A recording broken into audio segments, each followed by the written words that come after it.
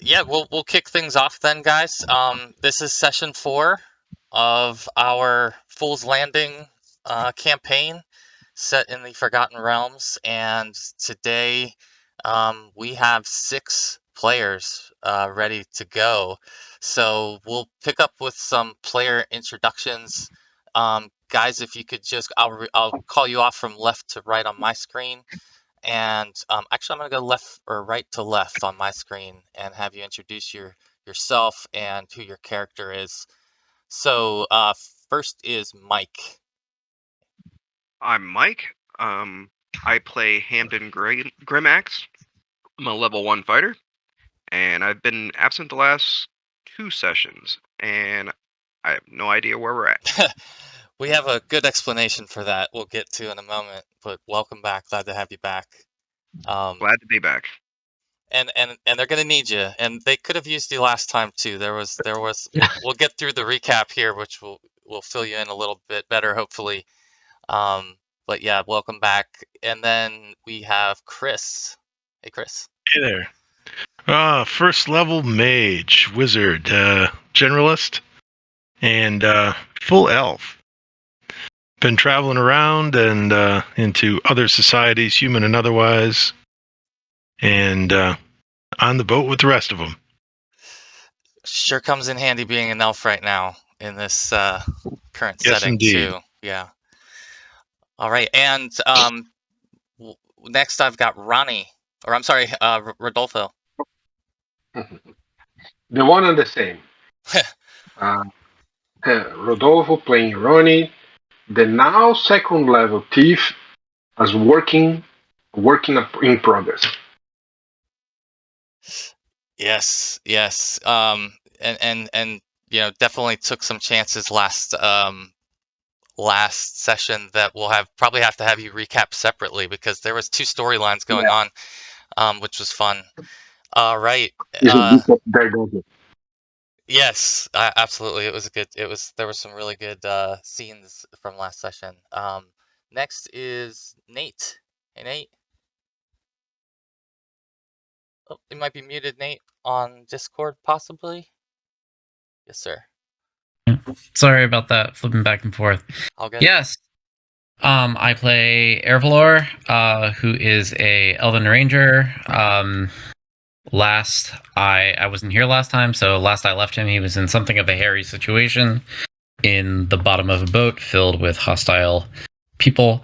Hostile beings of some sort. I'm blanking on the specifics. But yeah, I would love to find out what happened to him. And it sounds like it was fun last time, so. Yes, we may have made things hairier along the way, so we'll see. Awesome. Yes, awesome. Welcome back. And then we've got Adam. Hey, Adam. Hey, yeah, I'm Adam. I'm Bartholomew Adams. It seems like a obvious choice, but I'm a cleric, human cleric, and I seem to have had, I guess in brief, a bit of luck last time when it comes to martial and melee rolls of chance. Yes, you did. Yeah, and there was some good combat for sure. Awesome.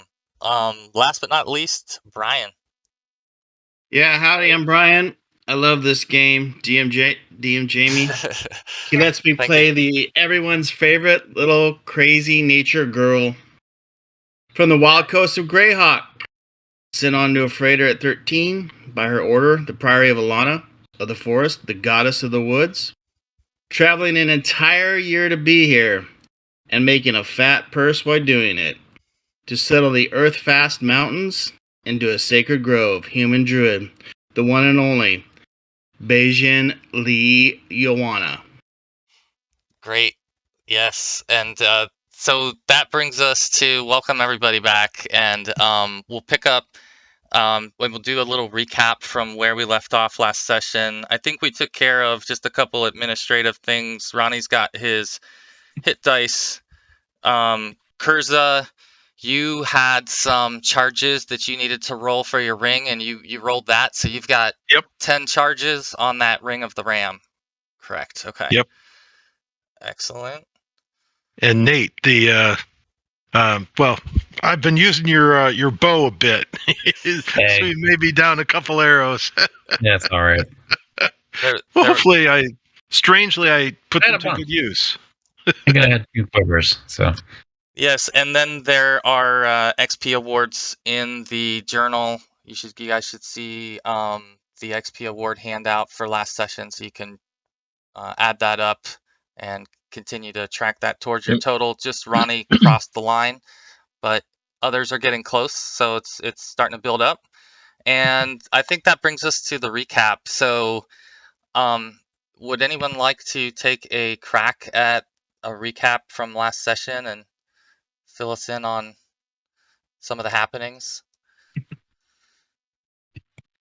I think Kevin was typically taking over the role of the teller, but he is currently not here, so we have to move others in and move Kevin out, it looks like, this evening. Well, maybe Ronnie should start, because we met up with him halfway through, right? For the climactic ending. Yeah, that's not a bad idea. So, yeah, Ronnie, how about you start your tale of last session, because there was a lot of different things there. Okay, I'll try. Please bear with me. Sorry for the stutterish. Let's say, following my notes here, I was in the boat inside a box crate like Ervlor here. He was still in the box while the Sahagin landed beached the boat, and I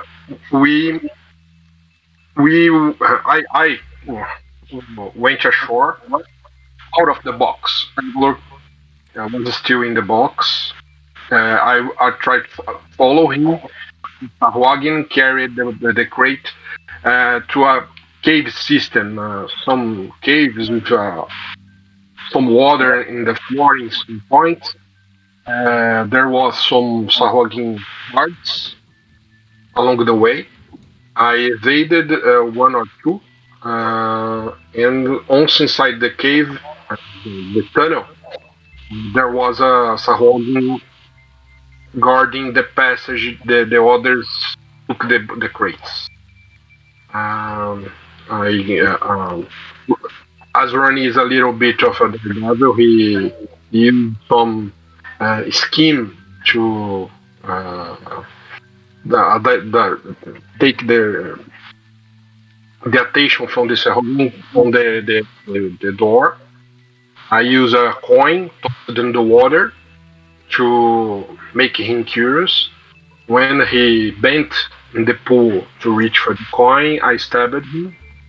And from that point, it was a fight of two persons with a sight in the darkness. The first who hit lives, the other died. I was hit, badly hit. I was left with 4 hit points, if I don't, 2 hit points. But I use a ink vial to blind the Sahagin while I throw some rocks my sling. When he was dead, I proceeded down the corridor, and I found the rest of the guys fighting, 2 or 3 Sahagin. It was dark. There was some blocking my vision. I couldn't see right away what was happening, but I could help. I throw some rocks at the Sahagin, and first throw some magic missile at them, if I recall correctly. And Bartholomew hit them. Kevin used his swords to parry the Sahagin attacks, saved them, I'm sure. And Brian was the highlight, literally the highlight, since he used the fairy fire on the Sahagin, and as it was plain dark, it saved the day. Yeah, that's great. Yeah, exactly. And so they were in their own fray as Ronnie was tracking you, Ervlor. He was following them carrying your chest and followed them in that direction, and then eventually ran into the rest of the party who were engaged in combat with several Sahagin, and that's where we'll pick up here in a moment. Thanks, Ronnie, for that. I don't know if I missed anything or what else we may have missed. I know the rest of the group was wandering in a different area, and we'll have the map up here in a minute. Does anyone want to scribe for today, just to keep track of any loot or anything in the party inventory?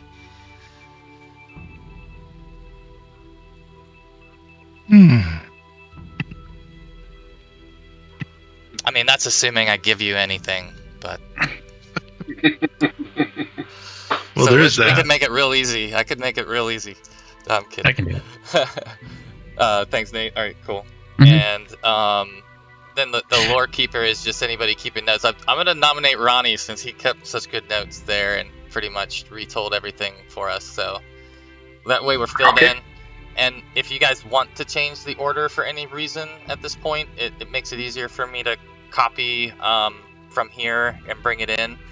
So you've got your single file marching order here, and then watch order are probably the most two important things. So if you do take a rest, I'll be able to reference the watch order. For the most part, the marching order at this point is completely up in the air based on the situation, so you don't necessarily have to declare that here, but watch order may be something you'll want to think about. And I'm sorry. Carry on. I think that's it. I think that's all I had as far as those pieces. Any other questions before we jump over to the map, guys? Who has armor? I mean, real armor, not just leather. I do. The studded leather count? Was that as Mike said that? Yeah, Hamden's got it. I Right, got Can we get you to move to the front? absolutely. Please do. File forward, please. Who's the one in front of Ronnie? Do you have That's Are Kurza. you saying that? Do you have a spear? Nope, Can we trade places and you can go to the rear? not a problem. Can you Right. I'd guys? love to get up closer. There we've got armor in the front and a spear with reach behind it. That's about the best we're gonna do. Perfect. Yeah. Yep, good call. And then what's the double file thing where you left to right? The elf with that- light hair is the ranger. Yeah, I have a pretty low AC because of my dex, so I do not mind being up front. But All right, do we want to change the healer and the dwarf around? And we'll just call the double marching order good. And then my job's done for the day.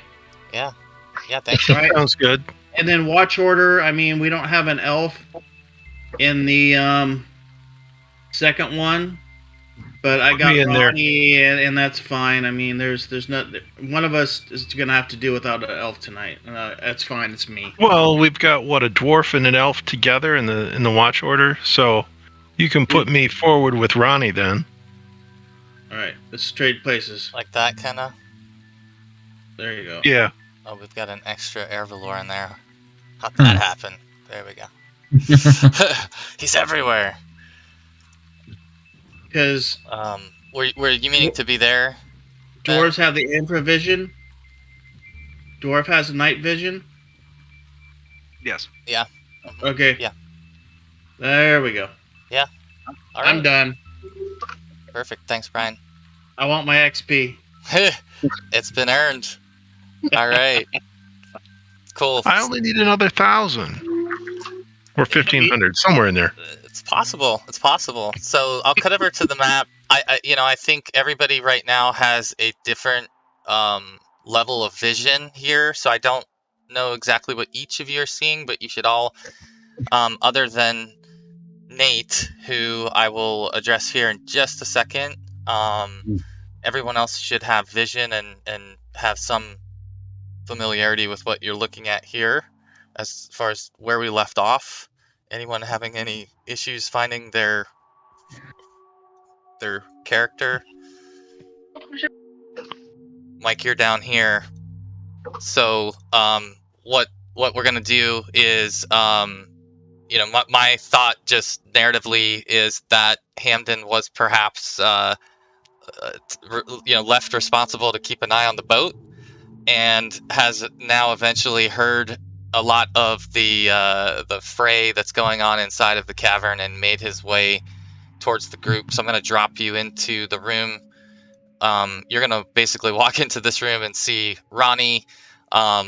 Next to you, you'll see there's a small pool in the center of the room, and you'll see Kurza, Lee, and Bart, and we're going to remove Kermwin for now. And so you see several dead Sahagin in this room that look like they have been poked and prodded in many different ways by your peers, and so you're able to catch up with them at this point.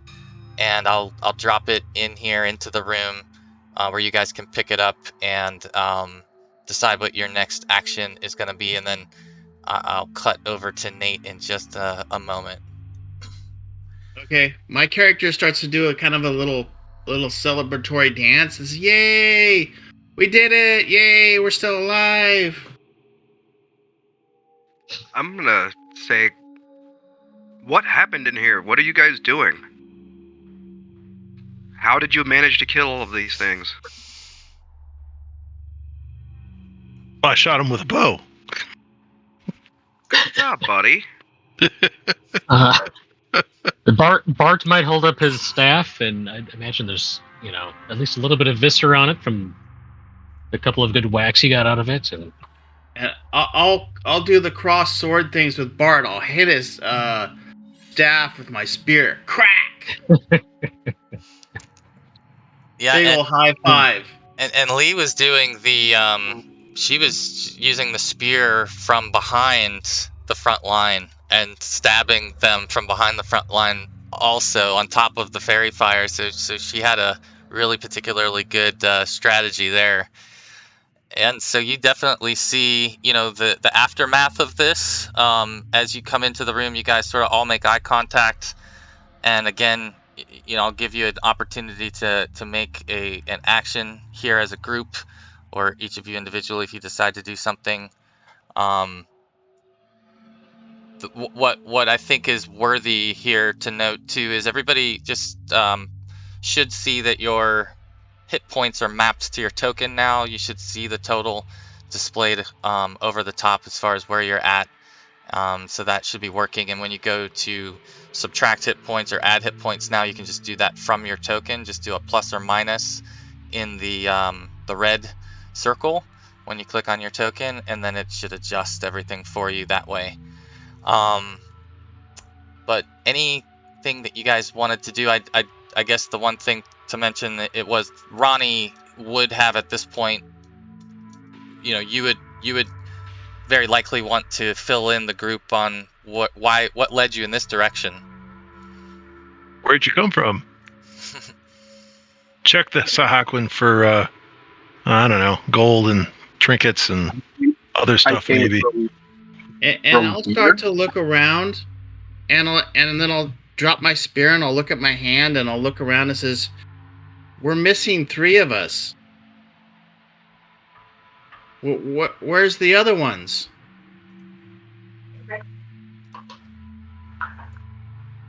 That's true. I don't see 3 of us. Oh, who's missing? You have to move around. Hamden, Ronnie, and you may have to take a step forward or backward. Ah, there we go. And then it should. I see now. And Yeah. It might be just because we can't see very, very well. The our damned human eyes are not. Yeah. working I'm gonna well light here. up a torch. Okay. Let me get you a torch. 1 second. Let's see. First, trying to load. Anyway, Yeah. maybe look for my slingy bullets around the ones I fired. They are recoverable. Yeah, you can recover them. You can recover them from this scene. It's an enclosed space, I think. Yeah, absolutely. Okay. Um, Might be well, able to. I Might be came able to from recover some here. arrows too. there we go. Okay, so There's a tunnel over here in the back, and there's a pool of water. Beyond the pool, there's a passage leading to the outside. There's a guard there. I pass around him, so I think he's still there. I think we have to investigate this section here. Where we are now. Yeah. He's moving. This niche. Since we still need to find Ervlor. Have we Yeah. searched the room? So There's Would, another passage to the south. I think you came from the east, right? Yeah. So I'm gonna say, where is Ervlor? yeah, so We need to- let me cut to Ervlor for a second. So Sure. let me fill you in a little bit on what you would have been aware of. So you were sitting in a crate in session 2, and you were aboard the ship. Once it landed here, and Ronnie slipped off the side, and you were still in the crate. He observed them carrying you off. He tracked them to this side of the layer, and that's where he ran across the other melee. You felt that the crate you were in was being carried. You had awareness, and you were able to kind of look through some of the cracks and things that you had fashioned in the crate, so that you could kind of get some bearing that you were being moved through cavern. And you were ultimately brought to a room where you heard some different voices that sounded a little bit more distinct than the voices that you'd been hearing up until this point. And you are in a crate, in a enclosed room, and I think you should have some vision here. Let me know if you do or don't. But I have a little bit. okay. Yeah, Let me I take can see a the look. tiny circle around me. Let me see. So I can see like Right. maybe 3 squares at most Okay. around. Yeah. Yeah. Yeah. So Okay. that's an enclosed room that you can see, from Okay. the cracks in there, and you get the sense that there's at least 3 Sahagin in the room with you, and Mhm. you're still hidden in the chest, so you're safe for now. But you get the sense that this is sort of maybe the processing area where they're opening things and looking through them, that sort of stuff. So I'll give you an opportunity if there's anything you want to try to do. I'm not trying to encourage you to, take any crazy risk, but if there's anything you'd like to do or observe, or I'm forgetting. I think that I took my blades with me, my swords, You but did. you did. I did. My short bow. Your bow is, I My think bow, yes. we left. Yes. Yeah, but it turned out you probably could have brought it, but it ended up doing Kurza a lot of good. Yeah. Yeah, but he have my short bow with him. Okay. So what I am going to do, I haven't heard much of like the melee going on, or like my friends or companions in danger.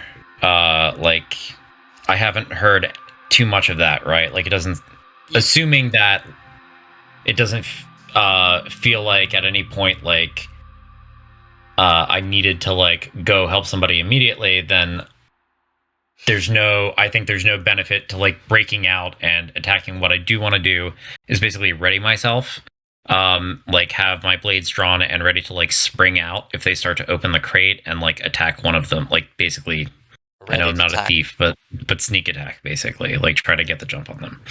So like just be poised. Okay. And ready for that. That's great. Yeah. So I guess if you would just go ahead and do a group initiative roll or a 10-sided roll so that I know sort of what you'll go on if they do try to open. Sure. I've been on roll 20 for a second. Where do I roll initiative? Let's see. You can do the group initiative on the lower left, or you can just do the dice roller on the left. Yeah. Left. I'm sorry. Oh, percentile. Is it under percentile? The one next. There should be one next to that says group initiative. There might be hidden ones or something. I'm not seeing it. Oh, okay. I'm sorry. No, that's all right. I may not have them all set up correctly. I would just go to the dice roller on the left-hand side and do a D10. Okay. So that's I can do that. Yeah, no problem. And then when we'll cut back to the other group here. So Ronnie, you led the group. I'm going to say that you're sort of the one that's hot on the trail. That is leading the group towards the northwest side here. When you come into this area, you see sort of some bedding and some crates laying around, and you hear a noise around the corner as you come into the room, and forward steps this Sahagin. So go ahead and roll a group initiative for us, and I'm going to have the Sahagin go against you here.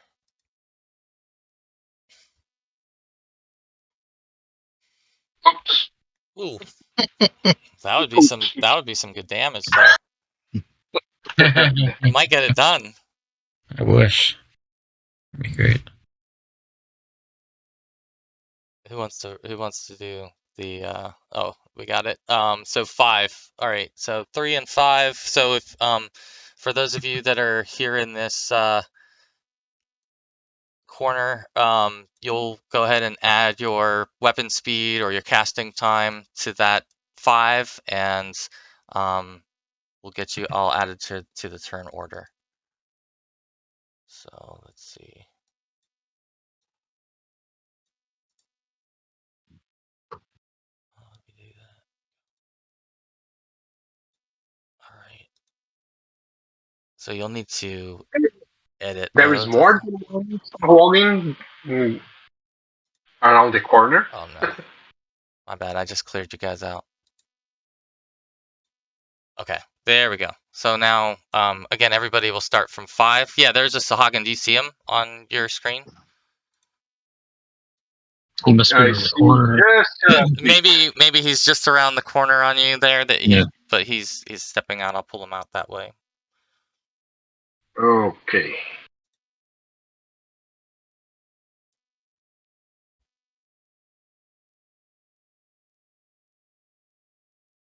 All right, so Bart's got his quarterstaff in hand. So it would be a 9 added to the 5 here. Okay, so you can just do 14 in there.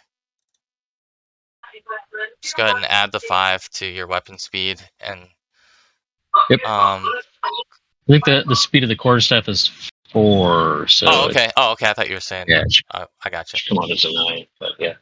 Where do you find weapon speed? Looking for it in the HP. It should be. It's on the weapons tab on roll 20. Oh, interesting. Right next to your weapons. Yeah, I'm looking on there too. I'm wondering. I don't know if. Okay. Yeah, it looks like we don't have yours. What weapon are you using? I don't think I recorded it. Longsword, short sword. So 5. Longsword's 5. 5 for the longsword, and what's the 3 for the short sword? Something like that. Yeah. 2 for the dagger. Yep, that's it. Yep. Okay. I can't find a staff or quarterstaff on this list. 5-2. That's weird. Quarterstaff should be 4 Yes. as far as weapon speed goes. Yeah. Strangely, it's not on this weapons list. It's has That's 3 weird. quarters. I'm not. Which list are you looking at? Was it? Yeah, it's in the player's handbook. Quarterstaff. Speed factor 4. All right. So you should be 9 then, Chris, on yours, I believe. Who are we missing? I've got the. I'm not seeing a token for myself actually on the turn order thing. Maybe I'm missing something. Oh, I'm sorry, Nate. Yeah, I wasn't gonna force you to attack. I was assuming you're still ready. And I pulled you out Yeah. of the turn order for this little fray. That's fine. Okay. That's fine. So Okay, there we I go. think we've got all of them. We'll go ahead and sort this.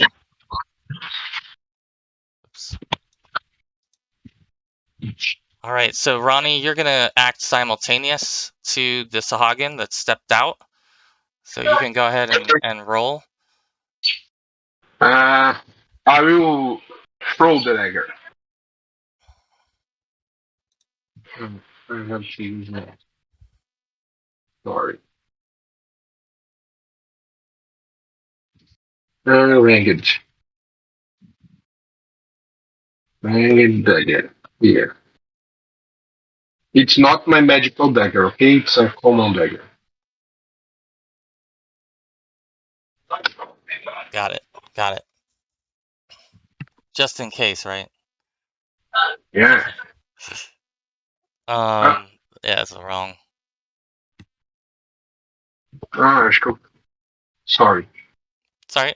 On your sheet. Eu cliquei Next- initiative, não tem. Hit.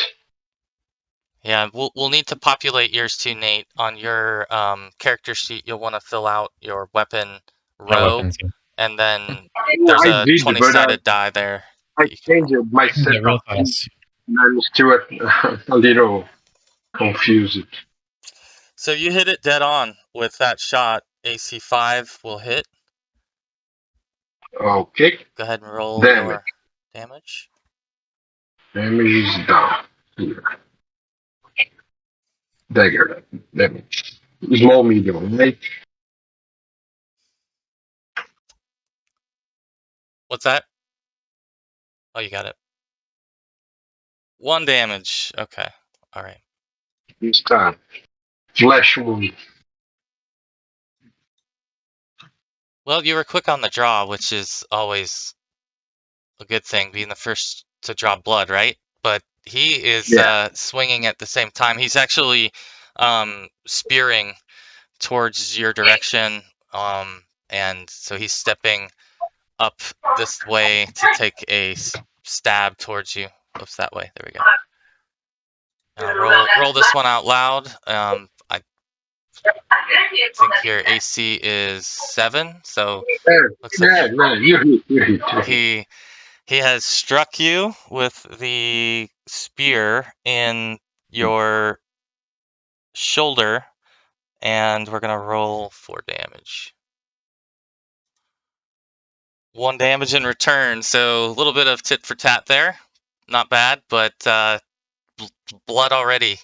So we go next to Kurza. Kurza, you would have seen, obviously, both of the strikes right to your left there. Yeah, I'm not real keen on getting up close to him. But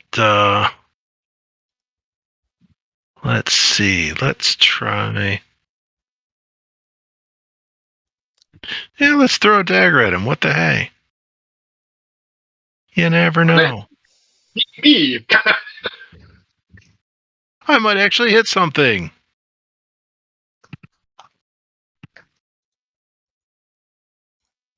Or not. 7. I think it's 5. Yeah, I was thinking, no, that didn't work. That's a miss, yeah. Okay. Anything else you wanted to do? You're able to move still. If you wanted to reposition. Nope. All right. Bart. I think Bart might be at this point seen whispering off over his shoulder, talking to someone who's not there, and feeling emboldened after the last encounter, and he might actually step up with his quarterstaff in hand with some bits and pieces of Sahagin on it, as it were already, and take a swipe at it. All right. Feeling emboldened. I like it. It might be ill-fated, but if that works. Oh goodness. Ooh. He stumbles over some rocks. I don't know. It's well, yeah, I think you would have got your attack off, possibly, but maybe in the midst of repositioning, it was not as easy for you to get the shot off that you envisioned when you stepped forward. But at the same time, it's a bold move. So you've put yourself now between the Sahagin and Ronnie, which is My hero. yeah, another big step. So anything else that you're wanting to do? nope. I think that's All right. I'll stay here, stalwart with my stick. Ready for the next one. All right. So Lee. I'm gonna try to talk to it in common first, but using all the languages I know. I'm gonna tell it that if it drops its weapon, tells us where they took the cargo that came off that ship, I'll be more than happy to let it live. And I'm gonna try to squeak past it if I can. I'm pretty little, DM Jamie, so I might be able to, using my shield and my spear. Of course, I got my torch in my one hand, and my shield hand, and my spear. I'm just gonna try to push past it to make some room, because I know there's better fighters than me behind me. If you know what I'm trying to get at, trying to push him away a little bit and squeeze in. So do you have vision? Oh. Do you have vision now, Brian? I have a torch. Okay. Just make. I don't know. Let's see how that. Yeah, it worked good. Okay. I'll show you what it looks like in the Discord. I'll give you a picture. Let me get a bigger one. Put me over here real quick. Sorry, just here we go. Hold on 1 second. Let's see how light Oh, okay. how much light this gives us. I don't know. Can you see me well enough? My token? I see it. Yeah, it's not bad. There is definitely light coming off of it. Let me give. See if I can make it 25. I think it's supposed to be 25. Okay. A torch? I don't know. I got the player's handbook open. I can start looking that up too. Okay. Let me know. I'll adjust it. But as long as you can see, I know you were flying blind as well. All right. Torch. 15 minutes, 30 minutes, and 15 feet is what it says. Oh, really? Page 119. 15. Okay, that's Mm. stricter than I thought. Less Okay. than I thought. Yeah. Yeah, it's not good to be a human. Where did she go? There she is. I keep trying to click on her, and I'm clicking on the Sahagin. All right. So does it respond at all to my trying to speak to it in common, dragon? I also speak elven, giant. Probably not. So Probably. I think that if anything, it would have recognized perhaps some of the common tongue, and I'm not sure what words you would have used to try to trigger or elicit a response in that short of a time. Is there anything that you're thinking that you would have said in common that what specifically?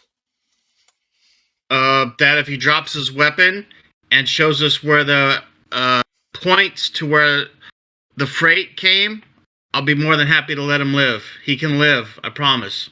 Okay, so you can do a charisma check. I'm gonna have him do a wisdom check and see how he reacts to your suggestion. My extremely high charisma. I'm gonna roll a reaction roll. Yeah. Can I have any pluses or minuses? No. He probably doesn't even You can have understand some me. minuses if you want. Okay. All right. So you notice that your words get the fish man's attention as far as what you say. It's registering, but it doesn't look like he's agreeable to it. So you definitely got some type of response where he made eye contact, seemed to register what it was you were proposing, but looks a little desperate and does not respond to it in any meaningful way right now as of this moment. But he still has a turn, so that should Okay. do it. That should bring us to our And dwarf. was I able to squeeze past him at all to clear a space that I was in? Just kind of pushing? You're able. Yeah, there's enough room there because of the scale here that you would have easily fit your 90-pound frame, around him and stayed essentially engaged. Yep. I think it's 99, sir. Well, you haven't had any rations lately, so it might be 89. I haven't had any sleep either. Okay, well, All right, thanks, DM we'll take Jamie. care of both. Sure. We'll go to Hamden. Okay, I have a question real quick. Yeah. I get 3 attacks every 2 rounds with my battle axe because I'm specialized in it. How does that work? So the first round, right now, you'll be able to take the attack regularly. Next round, you would also take it at the regular time that you have in the turn order, and then your third attack would come at the end of the second round. It would be like the last action. You would get an additional attack. Okay. Usually you'll like add 10 to your second. You'll create a second attack on the alternating round, and you'll add 10 to whatever you rolled. But in this case, we just usually go last with your second attack. Okay, sounds good. I'd like to move up and engage. Okay. All right. You can step forward there then. There's plenty of room to stand next to Bard and by Lee, and you are definitely able to reach this thing with your axe from there. So swing away. Oh, and indeed he did. All right, so you are immediately able to find a clear shot at the now well flanked Sahagin. Tell us where are you aiming that shot, Hamden? I'm going to aim that for his spear arm. Okay, all right, and let's see how much damage that thing does, because it is certainly a hit. 4 damage. All right, so you are able to connect a solid shot to his other arm, and you get a reaction from the Sahagin at that point. He basically winces and pulls that arm back off of his spear. Is now holding his spear with one arm because of the damage that he just took from your axe. All right, so this brings us Hey, back. Jamie? Yeah. I don't think I calculated my damage correctly. Throwing dagger. Your Oh no, never mind. I did. Yeah, I did. Never mind. Rate of fire with throwing daggers 2 per round.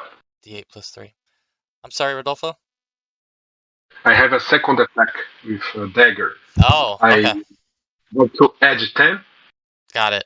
I'll add your... Yeah, 17. Yeah, I'll 13. add another turn for you Okay. for that one, if you want to go ahead and put that in and take a shot. And I think it's... Guys, we have to have a new rule. We don't play without the dwarf ever again.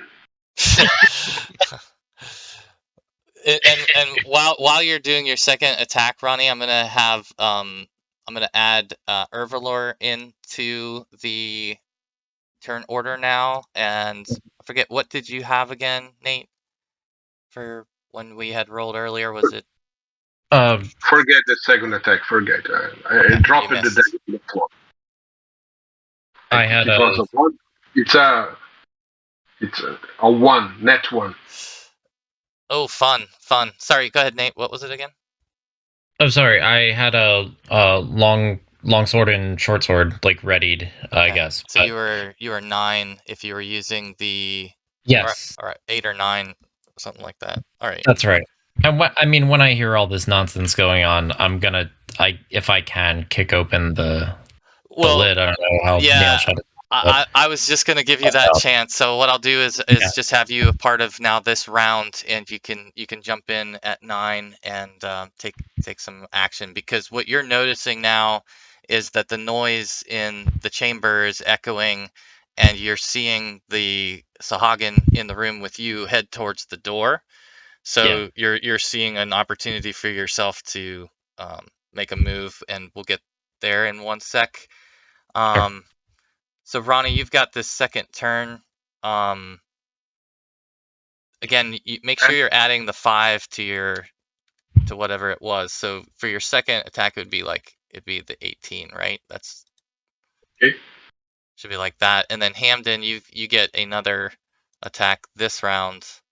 So I'll add a second turn for you, and that one should be 22. Oh, I understood. Okay. Okay. So I think we're good. It is basically a gang against one Sahagin. That Sahagin is got a few injuries, but he's not quite jacked up yet, as they say. So he is still embattled with you, and is now at this point turned his attention towards the dwarf, who has struck him very solidly with the axe shot. So he's turned and is taking a spear stab towards Hamden. We'll roll it out loud here, and he misses terribly with his offhand, as the injury is keeping him from grabbing his spear as he normally would and thrusting it forward. So misses very badly, and it moves now to Ronnie. No, not me, not me. I'm just a little happy. Well, no, it's your turn. He's Okay. done. He did take an attack and Let's missed. see. I will stab him with my magical dagger. You'll need to So the round I you'll need to step use forward only a one. little. Okay. Just, and you can absolutely attack. Yep. Uh, AC 5. Here, you say? Yeah. Okay. Aye. Here, I have to add a +1. Plus. Here you go. No. 5. That would be a miss. That would be a miss. Yeah. Let's see. Why do I have Ervlor in here twice? There we go. Okay. All right. Then that brings us to Kurza. You are in the corner there. Yeah. What is this back wall made out of? Back It's here. it's Is rock that water and or- stone. It's just stone and rock. Okay. I was wondering whether it led to another There. piece of water like the other rooms or not. So Yeah. okay. No. There's no. It's actually a not wall. there. All right. Well, I guess I'll move up and thwack him. Okay. I like it. What weapon are you going with? Quarterstaff. All right. Is he flanked? Does that give me a bonus of any kind? Or is that something you factor in? There's no bonus at this point. Woohoo! A miss. All right. Yeah. So your quarterstaff attack is on. You're unable to get him right now. He is certainly in a bad spot.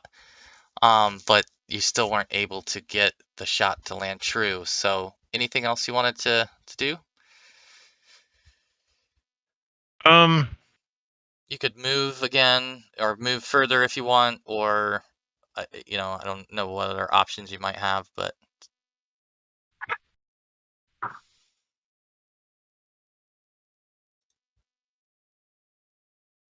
okay.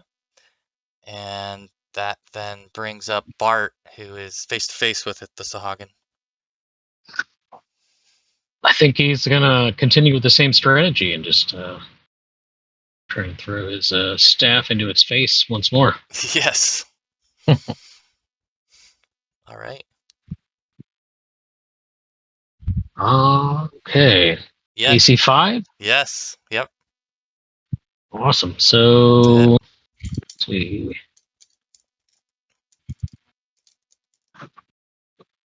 Where is the, let's see, quarterstaff? Large. There it is. 2 damage. All right. So that was another quarterstaff attack, and this one connects and drop him down 2 more points. He's looking a little bit more haggard now. After that hit. And it brings up anything else you want to do? Sorry, Bart. You want to stay in that position? Nope. I'm just. Okay. I'm just standing here. I'm trying to look tough. I look from side to side occasionally, like I'm, looking for someone that's not with the party, but You're bowed maybe up. a little bit nervous.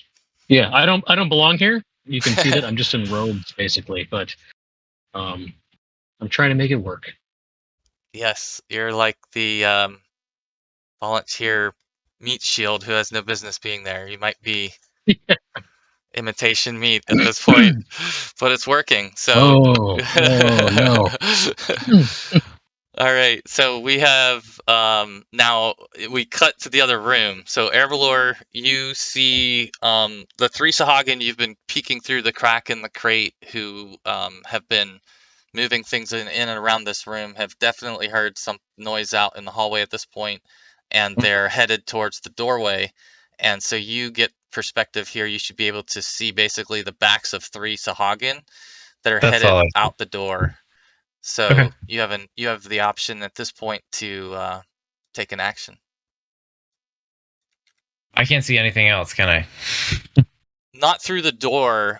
When the door Through the door. opens, you Yeah.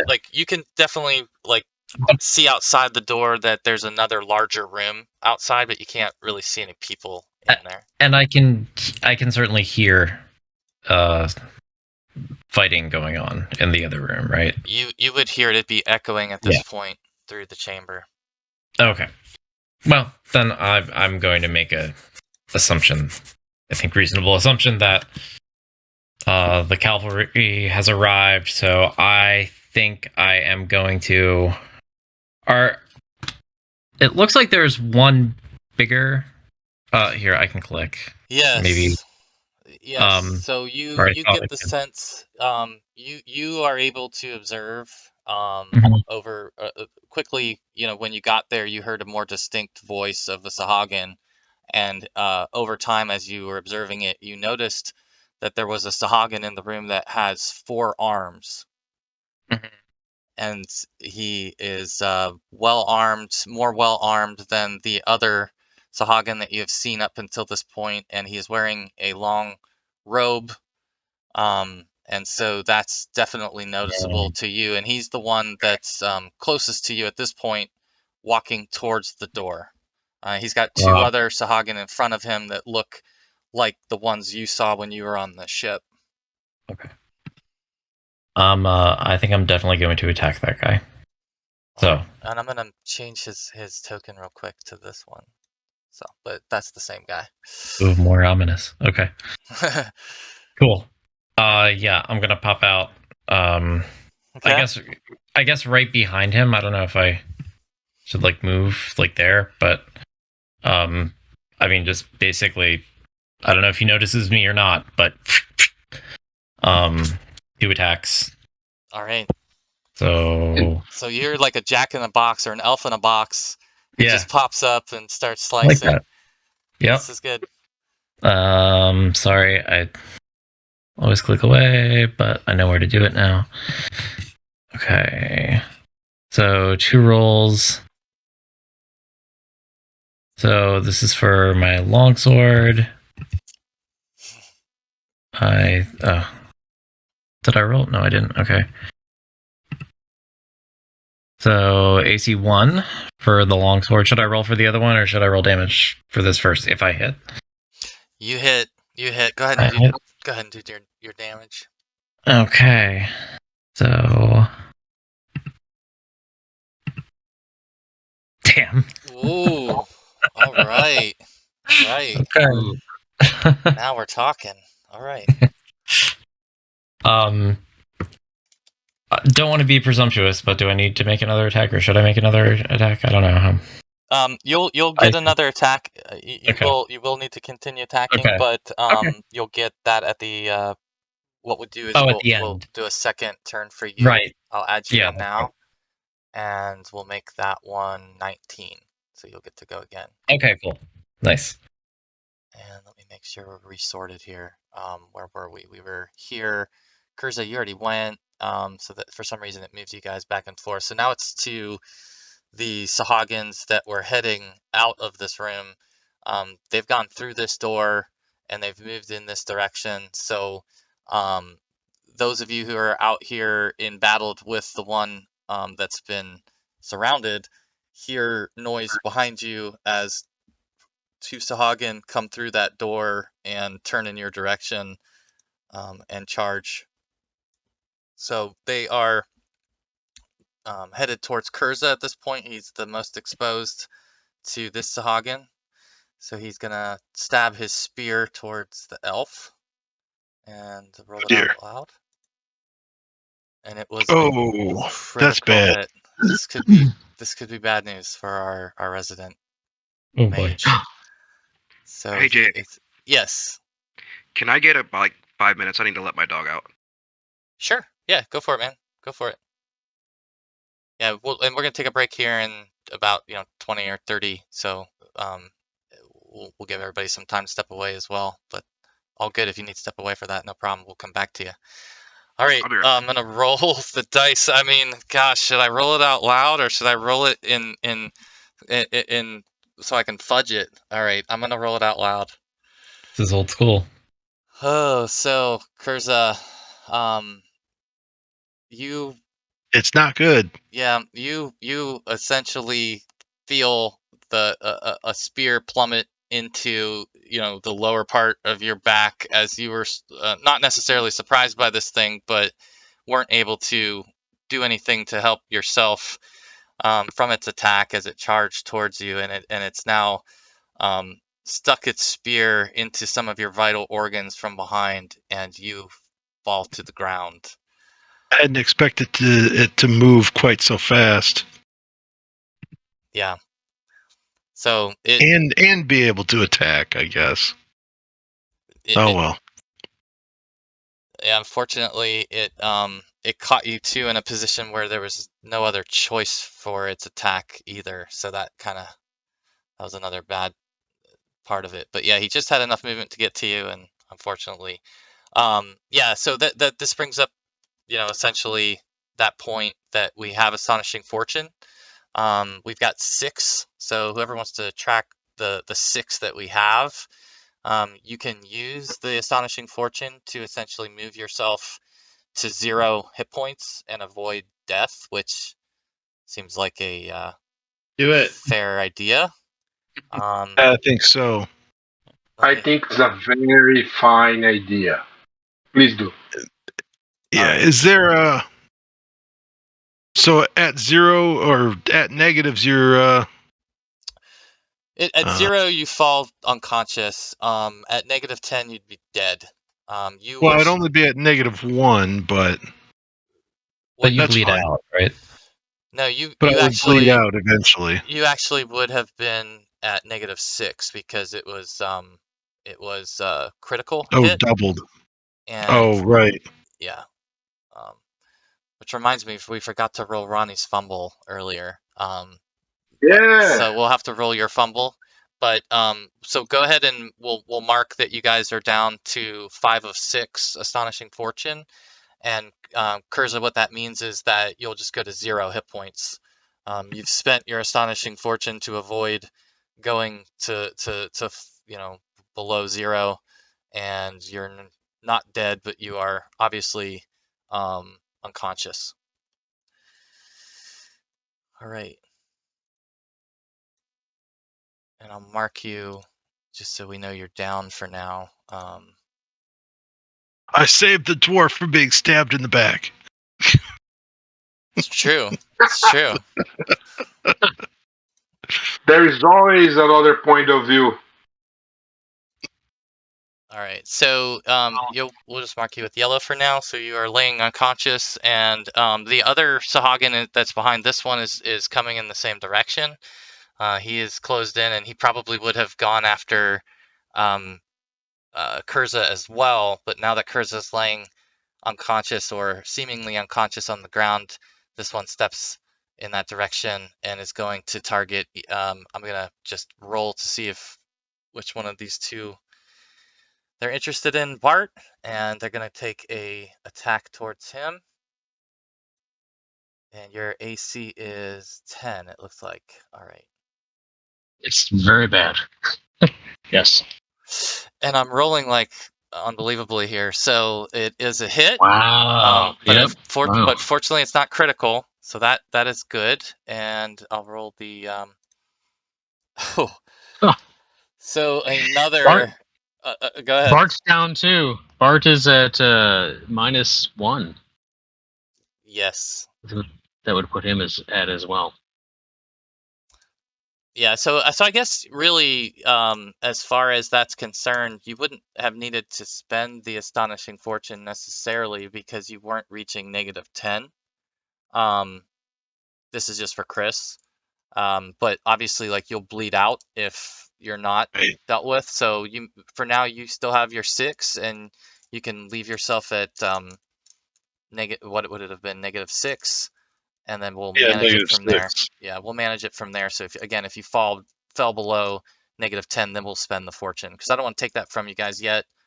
All right, Bart, you catch a spear as well from a stabbing Sahagin, and again, I think your run with no armor and being in the front line is maybe come to an end here for temporarily. And this might be over now. Just as I'm getting my healer's kit out to help Kurza. Yeah, it's like you're falling towards Kurza. And Hamden would obviously have seen this. Everyone else in this room now would have seen this. So we'll cut now to, where are we? In the order I got lost here. We were at these two. Now we're at Lee. Yeah, I got a couple things real quick. I'm back, sorry. The throwing the ranged weapon into a melee and rolling a 1. I mean, isn't that bad?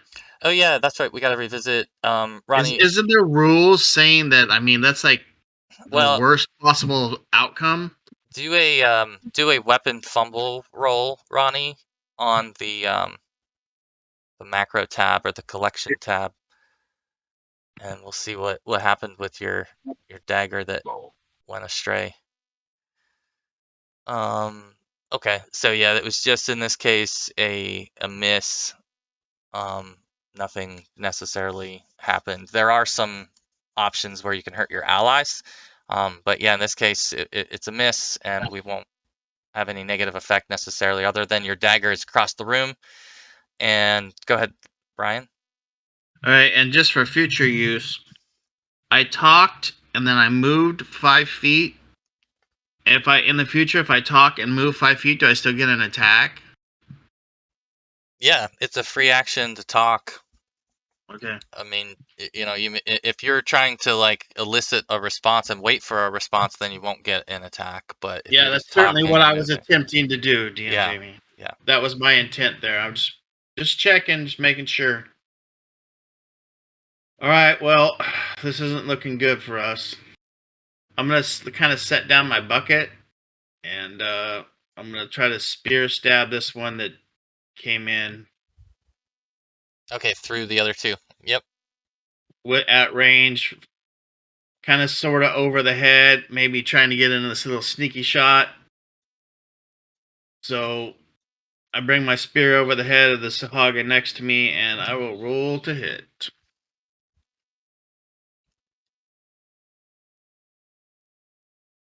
AC's 5. That's good news.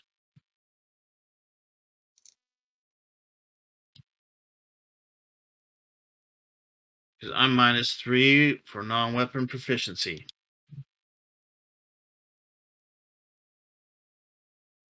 There you go. All That's right. showing him. It's it's a miss with the spear. And anything else you wanted to do there?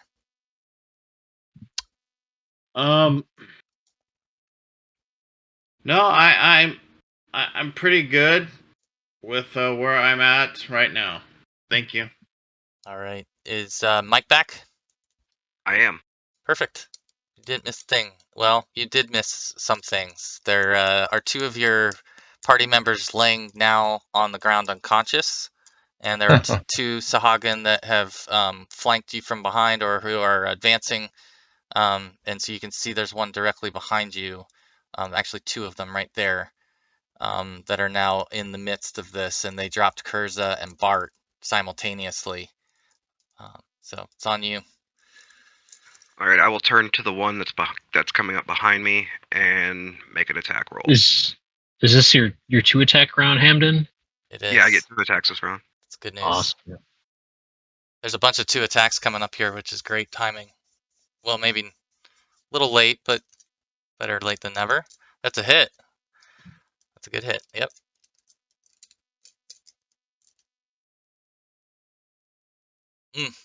You're rolling low damage, but you're hitting stuff. All right, so that's on this one here. 4 damage to him as you fight over Kurza's body. It's just slumped there now. And so it is now to Ronnie. You have a second attack. I believe this is your second attack round. You're muted.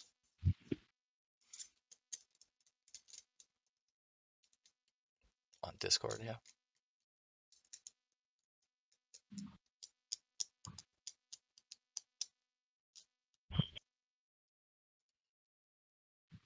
Oh, sorry. No. I have only one attack because I'm melee now. That was the first round when I used 2 daggers. Got it. Okay. Thank you. Appreciate that. Okay. Yeah, it's going to get a little confusing for those of you that have the second attack. It'll take me a bit to track it and get it right. So I appreciate that, the reminder. Perfect. So Ervlor, you do get a second attack. Yeah. So you can go ahead and take yours on the... Sure. Quick question while I do that. I'm also specialized in both in swords. So I don't know. I know that affects like number of attacks, but it probably gets weird with 2-weapon fighting, or it probably doesn't matter. I don't know if you know the rules off the top of your head for that, but I do not know. So you're fighting two-handed. Two-handed. Yeah, with weapons, I'm Rangers specialized. get it for free. Yeah. Rangers get it for free.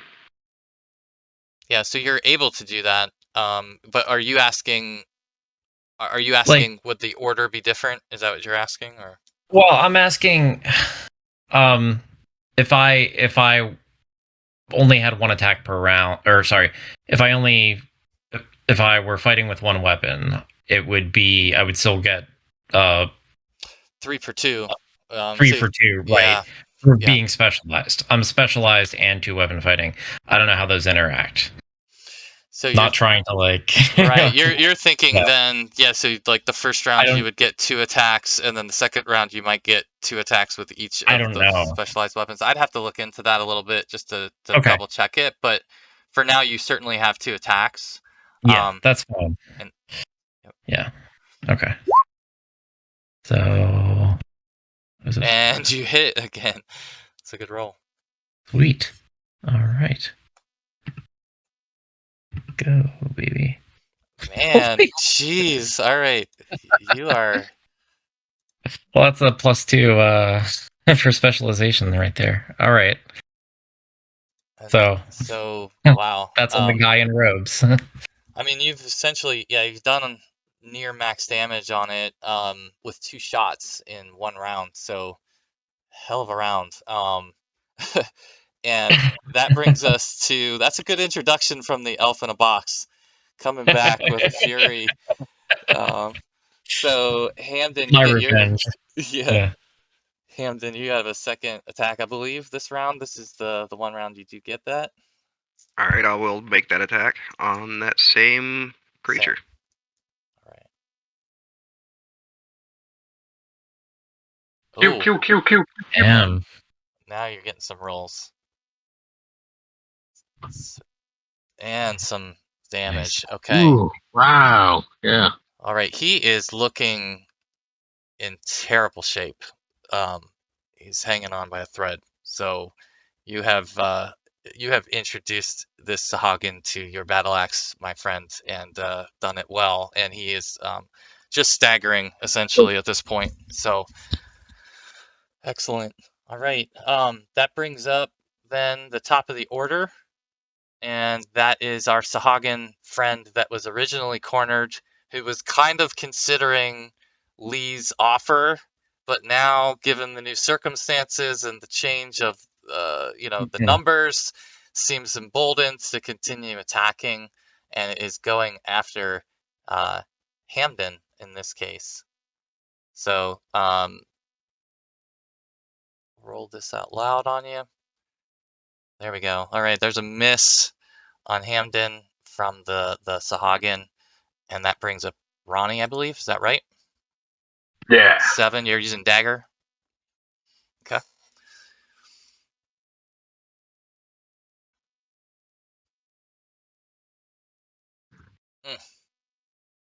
No. Oh, I clicked wrong. Sorry. It's that Oh, one. the stiletto. No. It's my dagger. I clicked the wrong. Yeah, but no. Yeah, still a miss. All right.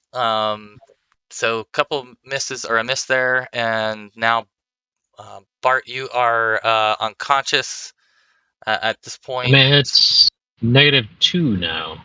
Okay. Yes. So we'll advance. There it is. And Ervlor, you can go ahead again. So you are up. This thing has turned towards you. Okay. Essentially, this looks like a Sahagin who is about a foot taller than some of the others that you've seen. He's got this cloak with these 4 arms under it, and as he pulls his cloak back, you just see blades everywhere, and essentially is able to arm itself with 4 swords, and starting to unsheath them in front of you, staring at you as you've done a heck of a lot of damage to it by surprise. So that's unfolding, and it's your turn. Come at me, bro.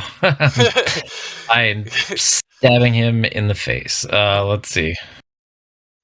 Run for your life, run! AC 4.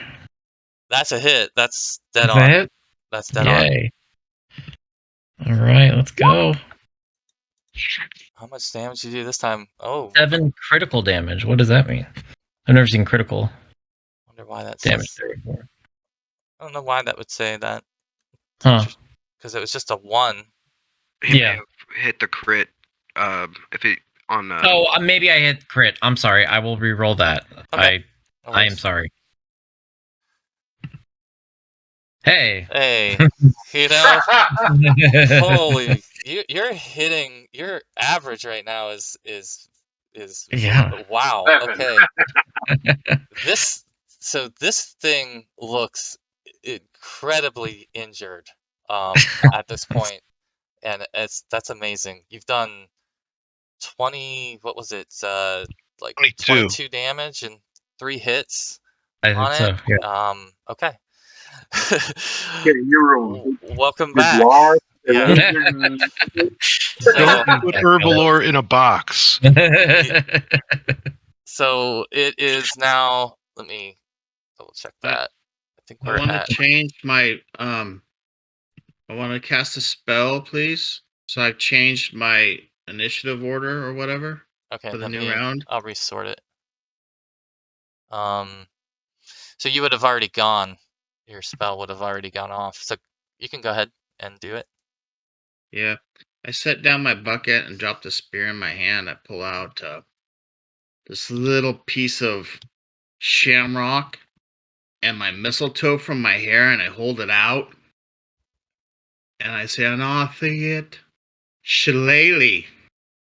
Mm. And then I pull this nasty looking club that just appears out of my bucket.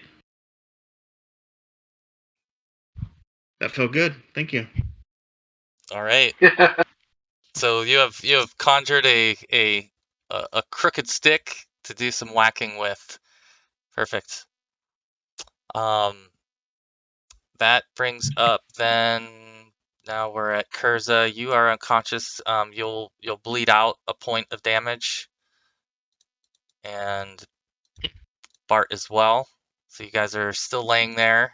The two Sahagin who dropped you are stepping again into the room. So we got one that's standing over Bart's body, one that's standing over Kurza's body. This one here on the left side is going for Ronnie. No, please, no. And it's a miss. You are AC 7, so yeah, it's actually no, that's a hit. I'm sorry. AC 7, that's just what he needed. So you will take 3 damage. So the Sahagin are continuing to land some shots. This one now is up next to Hamden. All right, we are rolling too well here. Roll 20. I'm gonna have to pick up the dice on my desk. Oh man, Hamden, Oh, Jeez. we're gonna need a break here soon. Something's got to cool these dice off on my side. So 6 damage from this Sahagin. The one that you had been going for was here, but they both stepped forward, so it's this one that just struck you.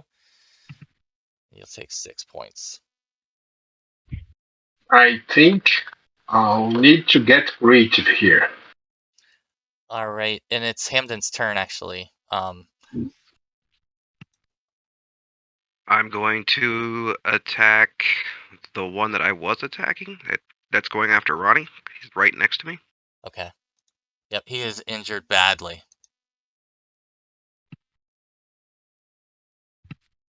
And you hit him.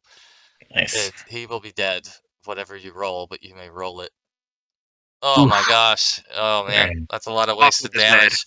But he is dead. So I'm going to mark that one dead. He slumps over next to Bart's body, and it is finished. Several axe wounds in its corpse. All right. That brings us now back into the room with Ervlor, the Baron, as I will call him, has turned in your direction. He has a lot of damage, and is essentially at this point fighting desperately for his life, and is going to swing at you. And has connected, and my luck continues. All right. All right. 3 damage you take from his scimitar. All right. And he is pulling other weapons around as if he's going to get off additional attacks here later, but Okay. it is now Ronnie's turn. I think, Ronnie, this is your second attack round, right? Is that right? You get 2 No, I attacks don't this round have or to not? second Okay. attack. All right, I gotta pull you out, that second one. But it is now to you, Ervlor. It's right around to me. This is really stupid, but where do I find my HP? I'm clicking around tabs. Anyway, I'll roll my. Oh, Yeah. actually, the best thing is if you click on your token, you'll Yeah. see the 11 that pops up in the red bubble. Oh, sweet. And then if you click Yeah. in that bubble and then you just type like minus your damage and press enter, it'll do the subtraction for you and it will update on your sheet. So I had 11 and I lost 3, so unless you already did it. I haven't done it. Okay. Okay. I'll keep track. Yeah, so if you do it -3, it'll calculate. But you missed him just barely with that attack. Again, you guys do have Astonishing Fortune that you can use for attack rerolls. I'm not saying that you have to do that here or anything, but we've salvaged your Astonishing Fortune up to this point because you haven't had to use them for the Fallen just yet. But just a reminder. So that brings up Hamden. No, you don't have a second turn this time. That'll be next time. So I think it's our initial Sahagin, who's still standing here. He's in bad shape though, but he's just benefited from the fact that everyone's turned their attention towards the oncomers. So he's going to take a pot shot here at Ronnie. No. And he has hit you, Ronnie. Oh man, I have not seen this kind of luck with rolling attacks for a while. Let's see. Oh, and it's just enough to drop Mr. Halfling. It gets worse, guys. So there he falls. Let's do that for you. Oop, I think we both did it there. Okay. Yeah, so this Sahagin, again, this was the one that was in here that you guys were going towards, has now taken a shot toward to the halfling and dropped the halfling. So you've got 4 bodies laying across the floor in this room presently. And Ronnie will not get his turn, but Lee, you will get your turn. You're tucked away in the corner there. Yeah, I have a club now. I'm going to swing at this thing. I swear I'm not going for a TPK. It's not my goal. TPK, TPK, TPK. The dice want So it. close. Roll 20 really wants it. Yeah. At this point, it feels like. Oh, that's a hit. Hey, that's good. And it says it's 2d4 now. 2d4. That's the Shillelagh Club, right? Yeah. Mm-hmm. Awesome. Yeah. Let's see, is that the button? So it cracked him for 5. 5 damage does it. That was exactly what you needed. That's my first round of Shillelagh. All right. So this one is now fallen as well. So, oops. No, did I do that to you? It should be the one closest to Oh, I got that him. one. I got him. If for some reason it's a little wide, so I'll do that. There we go. All right. Then I'm going to say, tell your friends about Beijing Lee. One of the only 2 standing in this room. I think the message will be lost here, but it's still great scene. All right. Well, so the only time I was in a TPK was in Tomb of Horrors. It was 20 years ago. We are at Ervlor. Back to you and our Baron in the smaller side room here. Mm. Oh, am I attacking or is he on me? Oh, I'm up. Sorry. Okay. I thought he was. All right. Come on.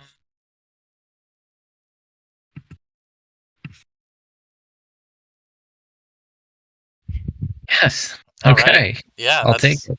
That is a hit. All right. You could potentially when I grow up, I want to be just like Ervlor. Oh my god. Oh my goodness. So tell us. Tell us how. No. How These did are you finish? loaded dice.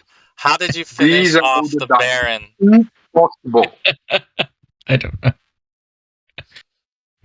Describe to us what would Ervlor's finishing shot look like here on the battered Baron? Oh my god! I mean, that's such a good roll. Could I go for like a decapitation? Could I just like swing and like literally? I guess. I think absolutely that makes Okay. sense. As staggered as he would have been, and as much damage as you dealt in a short period of time. Yeah. So you By my behead this count, beast, 30 mil damage. and They're the ones points of damage in 4 hits.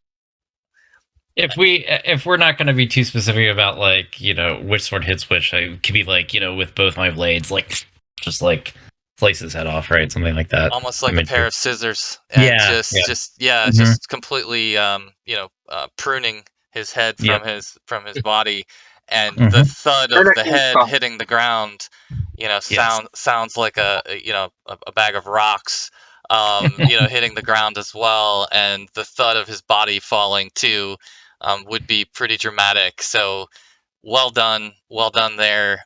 We've got one other guy left, it looks like. I'm going to mark the Baron as gone.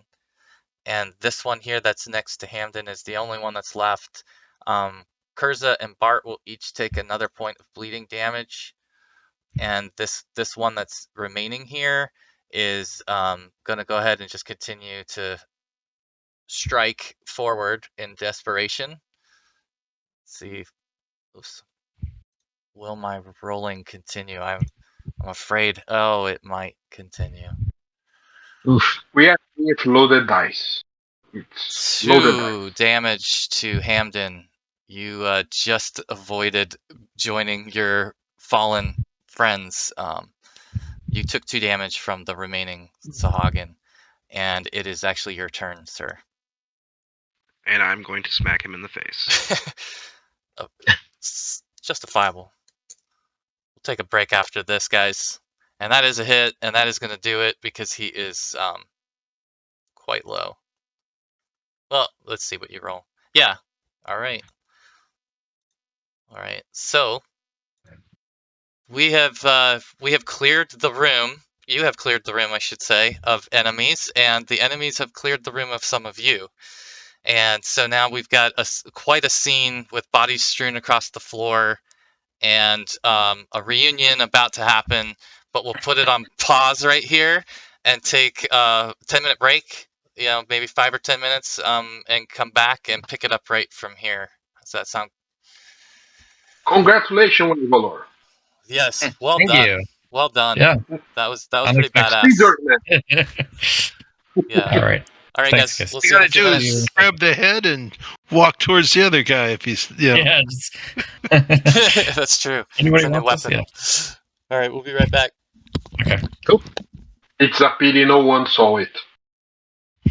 And we will never believe him.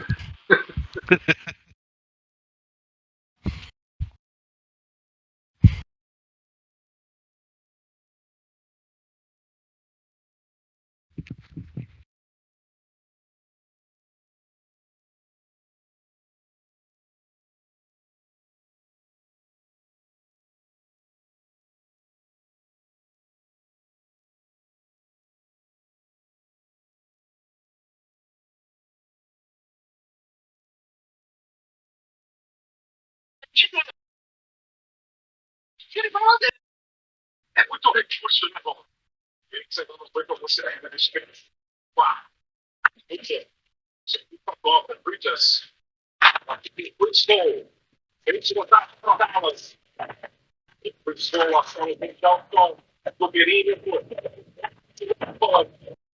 Todo mundo.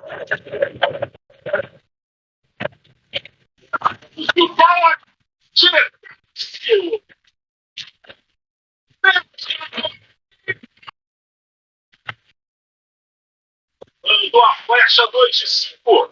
8 pontos para o Red Bull.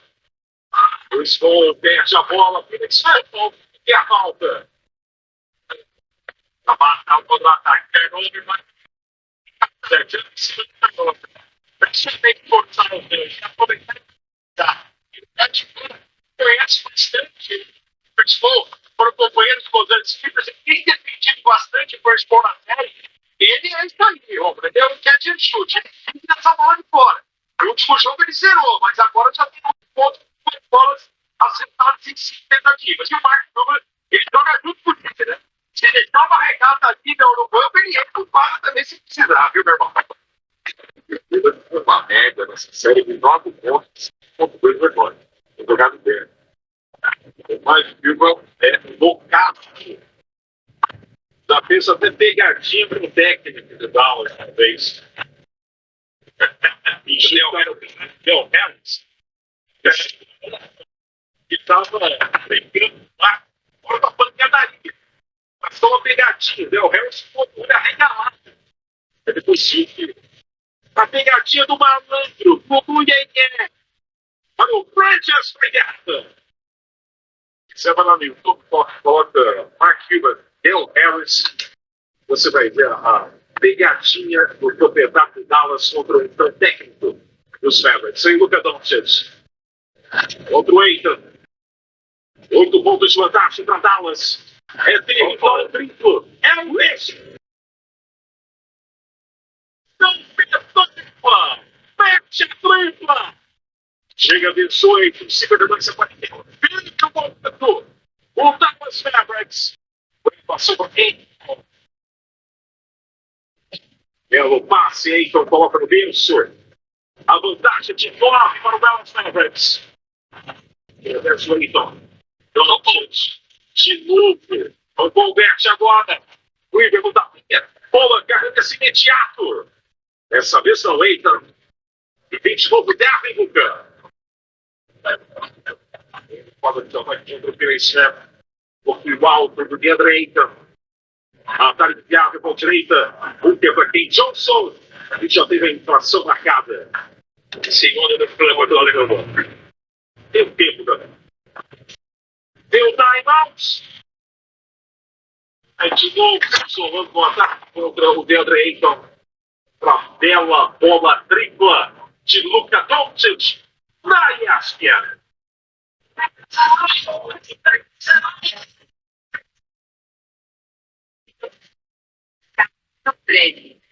Tem que dar o tempo. Tem que ficar melhor? Tem.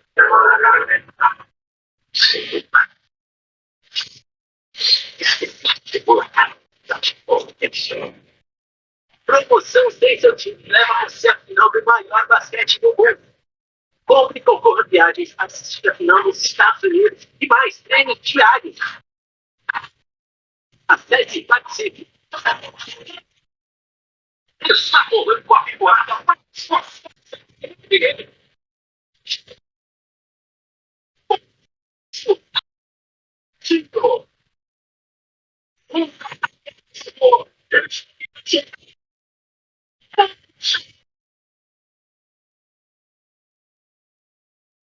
Ainda dá tempo de virar. Era uma instituição. Satia.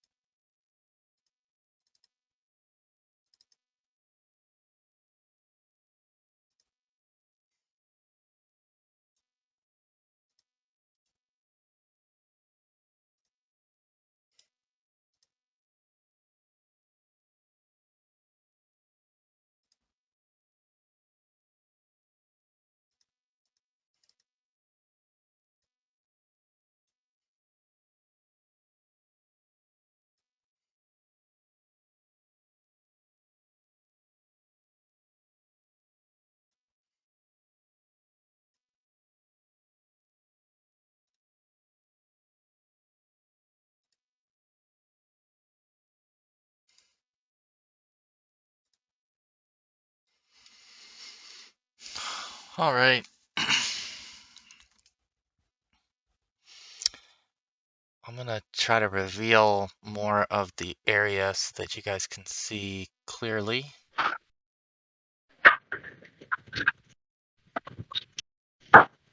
Ervlor, I have bad news for you. No one will ever believe you did that. No one saw it. So that's Not even when I have the head. It will be like a fisherman's tale. Maybe it just fell off. Fisherman's tale. Wasn't attached that well. He was sick. That's a great point because, Ronnie also has his own kills that are going to sound like tall tales in the tavern later. No one saw, but this one's pretty convincing, I would say, because Are the end result's pretty incontrovertible, no matter right. whether it looked cool or not. Right, and I mean they haven't encountered the Baron yet, so this being their introduction to the Baron is even all the more impressive, I would think, considering.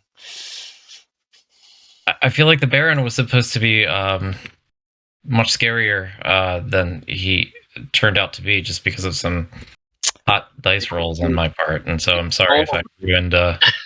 No, not at all. The dice have cruel intentions in both directions, and so you guys got messed up a lot more than the Baron, I would say, actually. So probably but he did. You got a perfect combination of attacks on him. And then again, you were just accumulating almost max damage. I think you must have hit like 90% of the damage that you could have hit in that time frame. So wow, welcome back. So nice to be back. The guy you killed was meant to be the cherry on top of our TPK. Yeah, well, he might have been. If he had gotten in there, you're right. It could have been. It was a slippery slope towards TPK. So I'll let you guys pick up from here. You are Ervlor aware of the battle that happened out there, and I'll let you guys that are standing, who would be Lee, Hamden, and Ervlor, discuss your next actions. Okay, well, if the battle is over and Lee thinks she's won, she's doing that little celebratory dance again. Yay! We did it! We're alive! We're alive! Says the only one who took no damage. The only one who took no damage in the whole fray. Perhaps you elicit a small spittle of blood from Bart as he's subconsciously aware of your celebration. It's a. Do we have any healing potions in the group? I have half of one. I think I've got one, which I will happily give to whoever needs it. So if I use a astonishing fortune, does that bring me to 0 again? It will, and it will make you avoid the mortal wound.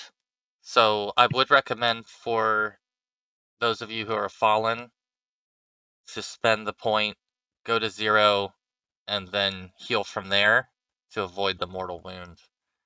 Which if you do that, I think that brings you down to. Well, you haven't used any yet, I don't think. We used one. Used one, I think. So you have 2. Yeah. Who used the first one?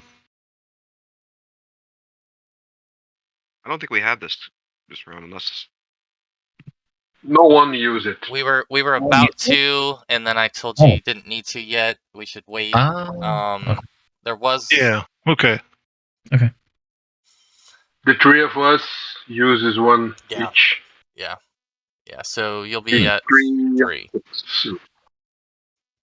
Okay, and you guys are all at 0 now, and I don't know who wants to administer healing potions, but there are several in the group.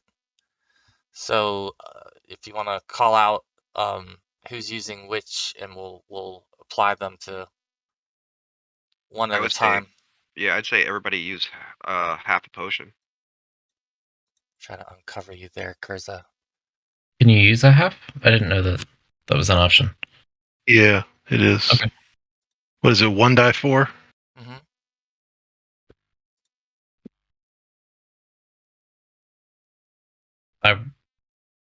I will happily. I don't have my bag on me, but I'll say, quickly in my things, I have a potion. I can help someone. Okay. I can only see the room that I was in. Like you I can I don't know. you can go ahead and move your token. Let me know if Will you that can. make it? And then if you go What? in there, it should open up. Hopefully, let me know if it doesn't. Okay, hold on. Let's see. Let me see. Well, if somebody feeds me my half a potion, I can wake up, so to speak. You wanna go ahead and come over here, Nate. Yeah, I can't move my token outside the bounds of like where I am. Oh, that's right, because I dropped you in and you hadn't I'm in been out darkness. there. My bad. There you go. No, it's fine. Here, I'll be.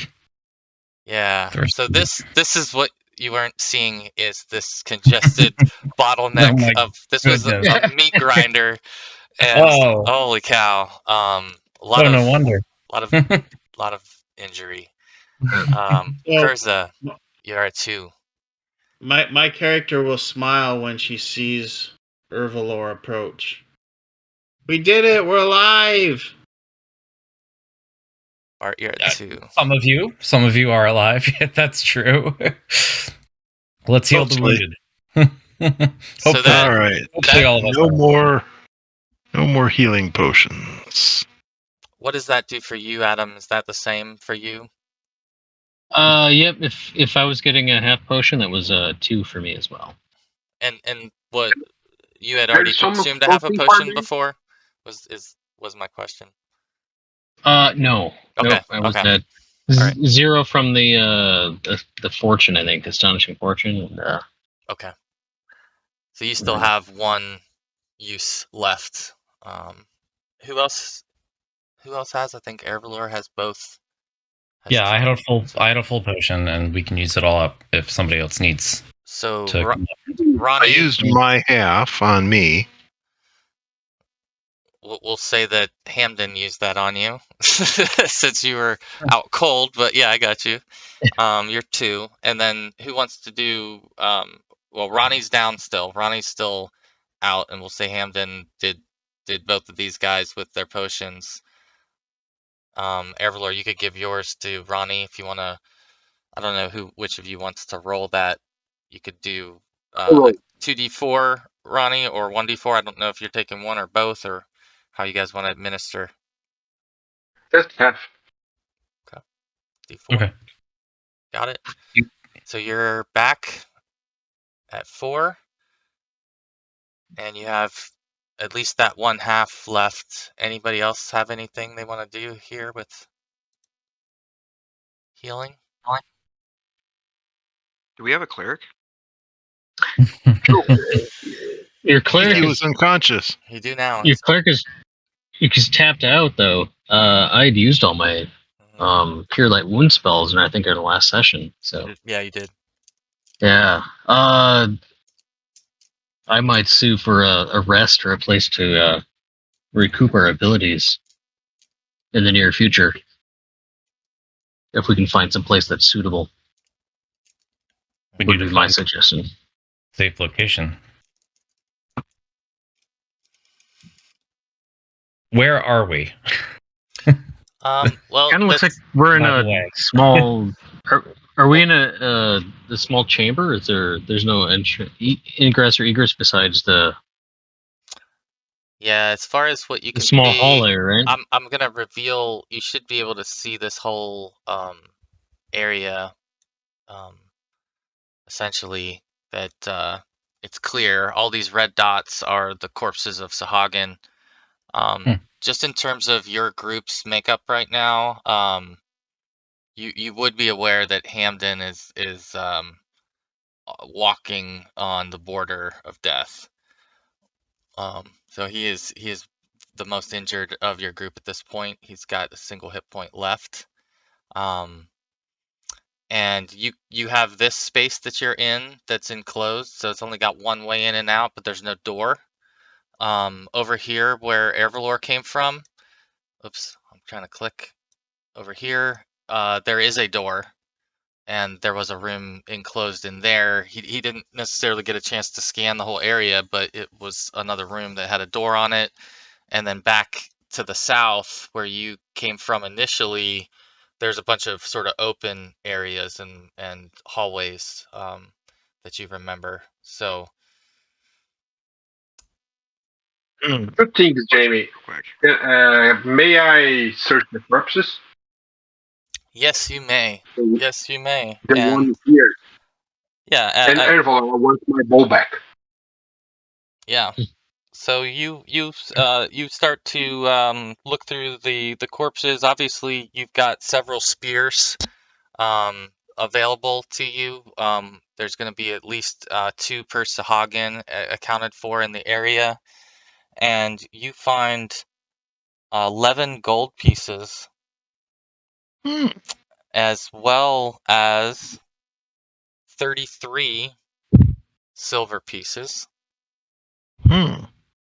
And on the Baron, he has a scimitar, 2 short swords, and a long sword. Most of the other Sahagin are just sort of wearing loincloth, but the Baron has also a large cloak on. And you're able also to recover any of your missile weapons or fumbled weapons as well through the course of the search. I'm Hey gonna Lee, say again. there is a scimitar here. Hmm. I heard druids use scimitars. What was the amount of silver? 33. 33. 33. Okay, I'm just making a note in the inventory. Oh, there's this sleeping bag or something like that in this room. Yeah. Did the Sahagin actually sleep in that, or is that for a human or another land dweller? Is kind of what I'm trying to figure out. Yeah, that's a great question. You don't believe that a Sahagin would sleep in that type of bed. That's definitely, shall we say, fishy to you. I'm sorry. Does our Well, cleric let's have healing proficiency? search the area, see what else comes up Yes. with that. Yeah, okay. I'm sorry, there was another question in there I might have missed. Somebody was asking something. Yep. I do have the healing proficiency. I think it's kind of useless unless I'm able to get to somebody within 1 round of the damage, though, from what I understand of it. Mhm. Unless we're doing like protracted day by day, I think I can enhance the innate healing that we would get just by doing resting and Oh, okay, I see. and whatnot. But yeah, Yeah, otherwise it's it's definitely useless not. by rush in. Yeah, But it's not like a medicine, check or anything that allows you to heal Yeah. them instantly, unfortunately. But yeah, you'll definitely want to use that though, because that will come in handy. that was my plan for when Kurza went down, because I could have done I think a D3 if I get to them within 1 round. So I might have been able to help with that. Except I went down right after that. So Yeah, it wasn't. I was rolling Yeah. insanely. And yeah, the dice definitely have some crazy intentions this evening. I'll either need to find my chainmail again, or maybe hide in the back a little further than I have been. So as you're doing your searches, you've obviously focused on the bodies. You've recovered those weapons and those that coin. You're continuing to look around. Kurza, you're curious at one point, and you come towards this pit and look down, and you're able to get a clearer picture now amongst. And I don't know, for some reason it won't reveal. I think it's just blocked, but you'll have to theater of the mind. That little square for some reason is not going away. It's essentially stalagmites protruding from the water, and a pool of water that's sitting there, and between them you see a lot of what look like orbs, shiny, slimy-looking orbs. Seems like there's maybe dozens, if not, a couple hundred of them down there, that you can see amongst the water, the low water, shallow water. They're Eggs. eggs. Yeah, that's what I was thinking too. How steep is this wall leading down, and how far down are they? So the water level is about 10 feet down from the ground level that you're on. The side of it is sloped, maybe like a little sharper, maybe like a 30-degree angle. So you could, slide on it and not maybe get dumped all the way down. So if you wanted to gradually try to slide on it to get down to the water level. Uh, Are Well, there let's some see. or to check it out, I have some rope here. We can make Yeah, tie some. me off, and I'll kind of rappel down and So toss up some eggs. there were a Or- couple. Big stronger guys.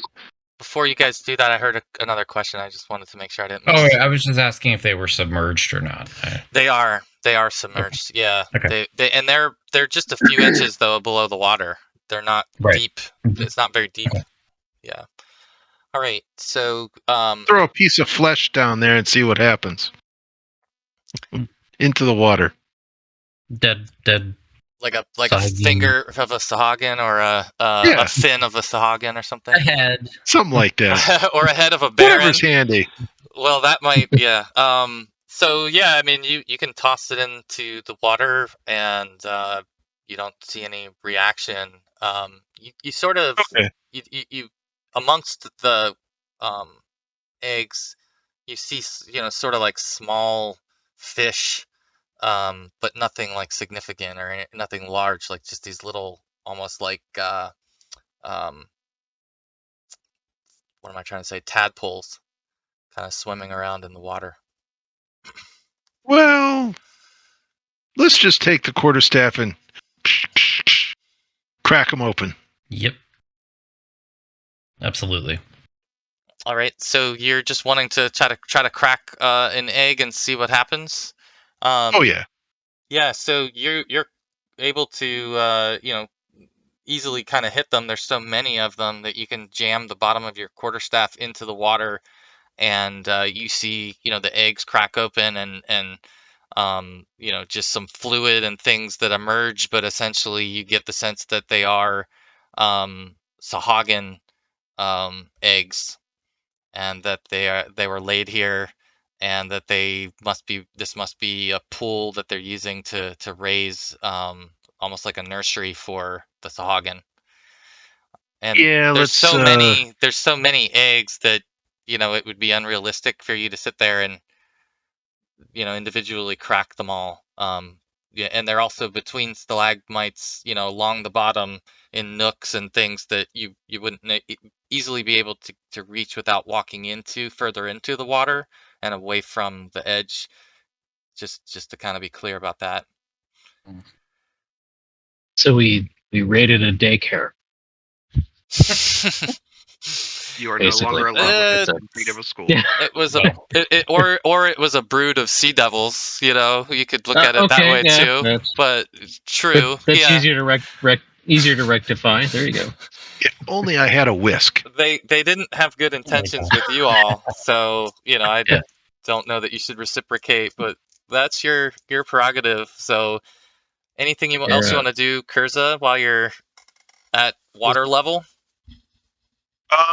Is there a little tunnel right here? Is there anything of note down here? And Yeah, does there the is. ceiling look any different from this vantage point?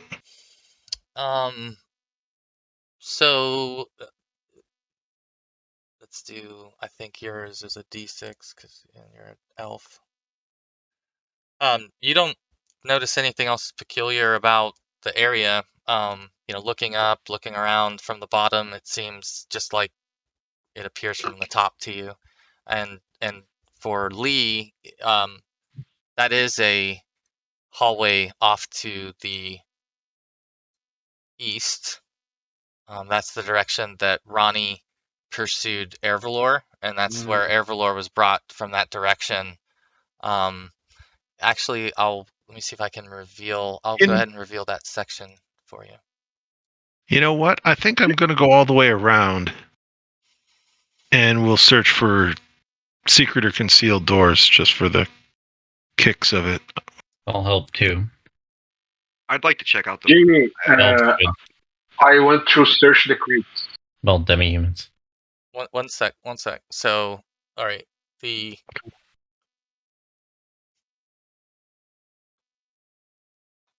all right, yeah. So, searching in the eggs further, yields a small area that you can tell that's between some of the stalagmites.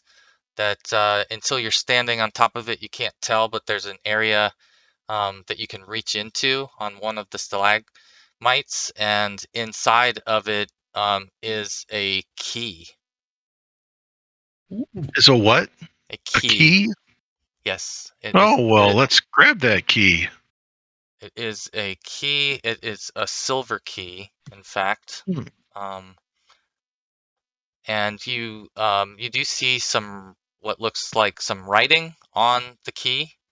Okay. I'm not sure which languages you're familiar with. Let's see. That I have several. Ancient languages. Modern languages. Okay. Modern languages. So that would be Common, Elvish, Orc, Halfling. Probably nothing. I'm not sure what the ancient languages gives me though. Yeah, look that one up. I'll say this: if you're already proficient in some extent with an ancient language, you would have a strong feeling that this is an ancient language. But if you look that up, let me know.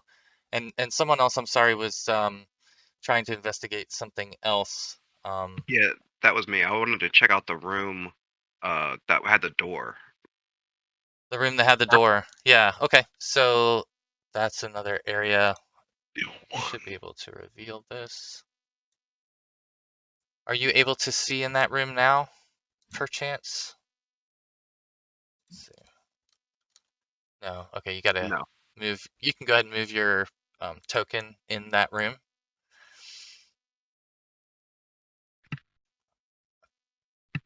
And I think I gotta maybe move them through the door. So yeah, this and when we looted, or when you looted earlier, I didn't get into detail about this room, but I did give you the loot from the Baron. But a further search of this room will turn up a couple of other items. So in this room, as you're looking around, there's several crates in here with books.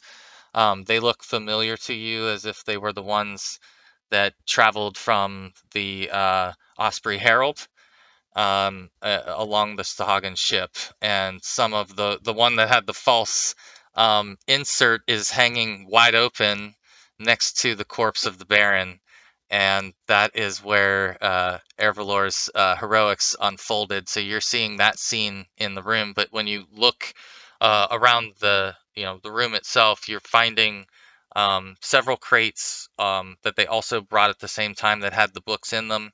And along the outside edges of the room, there are other shelves that have books stacked on them as well. And it looks like they were essentially kind of sorting books in this room. And as you look in here as well, there is a throne that the Baron would use, and on that throne there is some fine cloth that's sort of folded and sitting underneath the bottom part of the throne.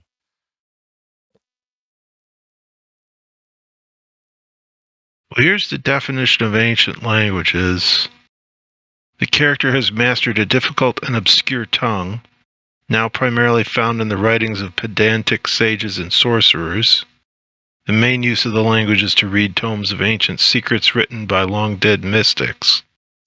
This proficiency enables the character to either read, write, or speak the language. His choice. Okay, so what are your thoughts on that? Well, I'm thinking read, write. If it's an ancient language, it may not be spoken any longer. Right.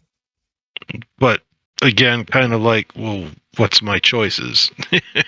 Well, yeah, I mean, what I would say at this point is that you recognize it to be an ancient dwarven language. You don't know, unless you're wanting to spend your proficiency to dedicate it to that, you don't know exactly what it says, but you definitely believe that it's ancient dwarven, just based on your skill.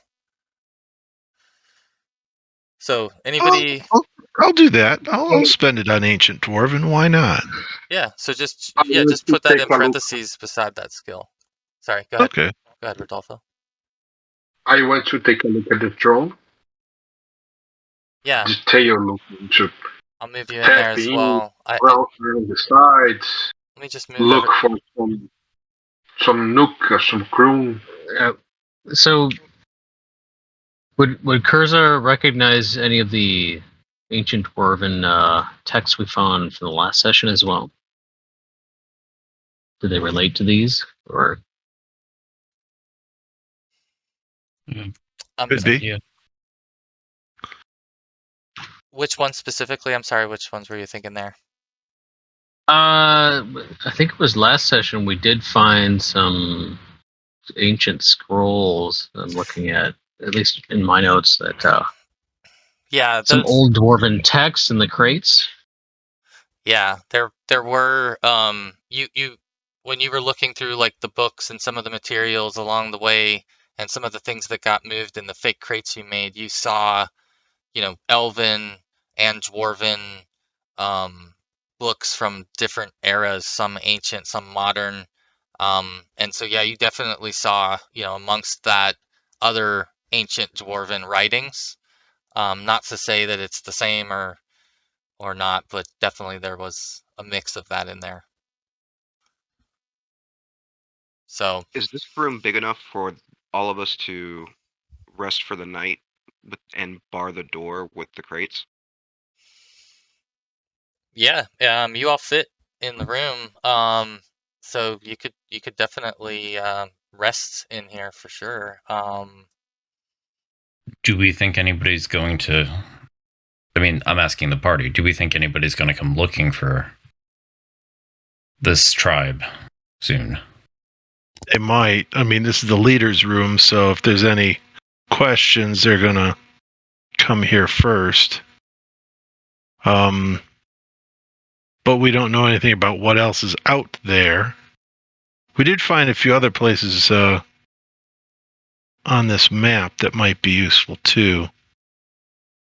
The reason I'm asking is because I have 1 hit point, and I won't be very much use in battle at this point. Right. Oh, I agree. Yeah. I think it's important to rest. Do we have any healing potions left? I guess my half was used to bring me up I think I have a half. conscious. So I don't I have would one. say, yeah, if there's any chance of us getting a rest, I would say to save the potions, because I do have. I can do 2 cure light spells. I could actually do 3, I think, first level spells You mean after you rest? after a rest. Yeah. Okay. Okay. And there were no secret or concealed doors in that pit, right? just a what you found to be a recess that had a key Oh, in that's it. right. Yes. I searched Sorry, the throne, Jamie. Well, we found a bed that was not for a Sahagin, but we haven't seen that person as of yet, which is interesting. But I think if we bar the door, if we block the door with the crates, we may be able to rest and not really be that concerned with someone breaking in unless they're like a giant. Yeah. We put the throne in the way. How many hours do we have to rest to get hit points back and spells? Specifically, what is that number, please? 8. I think it's 8. It's 8. What was your question, Rodolfo? I thought you asked something, or you said you sent something. The throne. I want to search the throne. The throne, yeah. So you along with the others, when you looked at the throne, you found a little area underneath it where there's a fine silk cloth, like a yard of cloth, basically, that was folded up as if like a sheet almost, and it's just sitting underneath the throne in this sort of on this shelf. And further examination of the throne, if you would like, you could roll to look for something. Yes. What do I roll? What are you looking for? I'm looking for key rolls, secret compartments, loose stones, anything like that. Got it. Okay.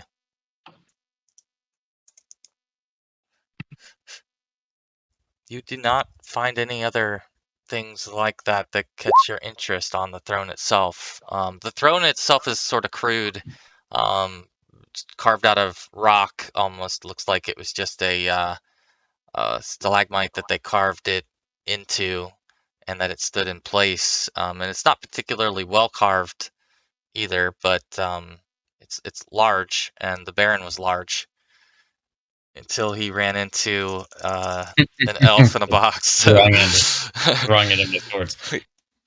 Does the cloth bear any resemblance? By the way, Ervlor, what just happened here? These guys lose. I got the jump on him, and let's just say you'd never put an elf in a box. Leave it there. He tripped and his head hold. How does the cloth, the yard of cloth, does it compare? Is there any like similarity to the robe that we found on the Baron was wearing? Like are there any like symbols or anything like that? Like does it look like it came from that, or I don't know. There is no clear match in terms of what the Baron was wearing or any of the other Sahagin. It looks to be a lot finer than anything you've seen them carrying or wearing. Just to your sort of non-expert eyes, as far as like it being a textile, it seems like superior quality to you. It seems like something that's far out of the reach of these sea monsters. I have an appraising skill. Mm-hmm. Can I take a closer look and see what I can? Sure, absolutely. Yeah, go ahead and roll your check, and let's see what you learn. There we go. Yeah, so you're fairly confident that it's got a value somewhere between 50 and 100 gold pieces. That's because of the craftsmanship of it, how light it is. It seems unusually superior to you, and you definitely feel like that's its value at this point. Any idea on the source material? You believe used to make it? You believe it's some type of silk or similar fine threading that you don't quite know, whether it was silk, but it seems a lot like silk. Would be the best way to describe it. I'd like to appraise the cloak the Baron was wearing too. Sure.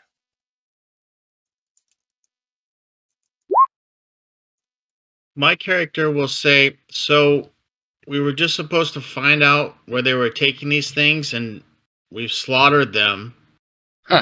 What's next? We were supposed to understand why they needed these things, why they interested in old books and such. We didn't do that.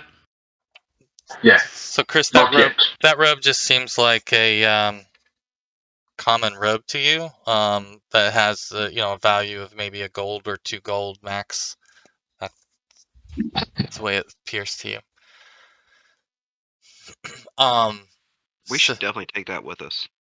so are you guys doing watch order in this room, or is that not decided yet? I Yeah, I strongly think think we it's- should rest here. Yeah, it's more easily defendable. Normally it would be. I mean, we have no idea where we are, who's coming, but this seems to be like the safest place. Yeah, otherwise we got to forage out on the beach, and Okay. who knows what the hell's out there, All or right. what kind of patrols they have. Okay. So as far as the healing proficiency, when it says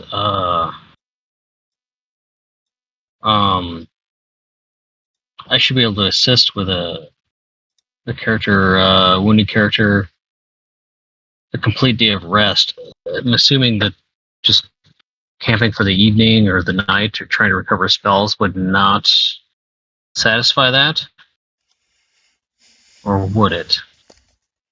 Because that would raise the 1 hit point per day to potentially 2. Right. So it's like a +1, right? So if people are healing or resting and they're going to recover hit points from rest, you're going to give them an additional hit point during on top of that rest recovery. That's the way I interpret it. If we get enough rest for the day, yeah. I guess if it's quiet enough and we don't get interrupted. So that would maybe help you save some of your healing, having to use your healing spells, depending on how much that helps. Yeah. Sure, yeah. And I do have, I think, a healing kit with me that would just give me a bonus to the proficiency roll. While they're checking stuff out, looking around, and looking for a healing kit, I'm gonna go do a little search of my own. DM Jamie, I'm looking for anything that looks like roots or something like anything that's like plant life in here. Plant life in this cave? I won't stray too far, but I mean, I'll go look around between like here and in that other room just to see if I can find anything natural that's growing in here. Even moss might work. Let me see what your chances are here. Do you have a skill that helps you forage or something like that, or that helps you spot it? Is there a nature or some other proficiency you're thinking of to try to find it? I mean, otherwise maybe it's just a wisdom check. I don't know if you have another skill, but I don't really have anything like nature proficiency. But I can roll a wisdom. Yeah, do a wisdom. Just do a wisdom for me. That'd be cool.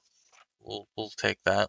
I mean, you're only looking for plant life, so it's not like you're looking for a king's foil. I don't know what that was. That was certainly wasn't the wrong, the right button. How's that one? Yeah. Okay. So you're able to find, I would say, moss and algae in the water, in the pool of water where the eggs were. Maybe a significant enough of it that you could get a handful of it. Oh no, I'm just looking for just in case, because if something comes, I'm gonna nail it with my entangle because we're beat down about as bad as it can get. Yeah, I mean, there is some moss and algae in this water, so if something were near there, but you don't see like large plant life or rooted plant life in this area, and you don't recall having seen any since you've been ashore, but maybe you weren't looking yet. So No, that's no help then. nope. I'll go back into the room. Okay. So I've got the watch order on the bottom right that I copied over. So Bart, you would be up first. Is it just you, or is is there a pairing that I'm missing, or is that how it's going? I think it might be just me, partly just because I might be taking the rounds and using my healing kit and Okay. my healing proficiency as well as herbalism to try and recoup any of the wounds that the party has suffered. All right. So you are. Anyone else taking any other precautions or taking any other actions before you turn in for rest? I'll definitely make sure in my bucket Sorry, there that was. my flint and steel and a torch are in there next to me. There's the turn order, Nate. I was not playing off the turn order there because I thought we were kind of group actioning a little bit, but I will put it in there just to make sure everyone's getting a chance. Okay, so just move yourselves to where you're wanting to set your bedding or put yourself for rest, and then I'll sit in the throne. Do we set up a little campfire? I'll take a picture. Do we set up a small campfire or something for those of us who don't have infravision, perhaps? Or I think we could just light a candle or something like that. I looked around, but I couldn't find any sort of plant life in here. I do have my my cistern, just my holy my symbol. It makes a bit of smoke, but I have a that's couple torches. constantly going. It doesn't let off much light, but so I've got a torch in the room now, so you guys should all have full light. You can see in the room. Was there a candle, a torch, or something like that in the other room without a door that had the sleeping bag? You didn't see one. You didn't see any torches over there in that room. There are no torches. You haven't seen any torches in this whole chamber, though, since you've been here. And no indications as to who or what might be sleeping in there, since it's not a Sahagin. You don't know beyond the fact that it would be suitable for most humanoids. You don't really know what was using it. There's no other real trail of information there.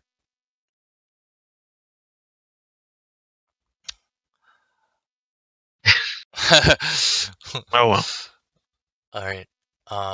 So what was on the key, by the way? Written on it.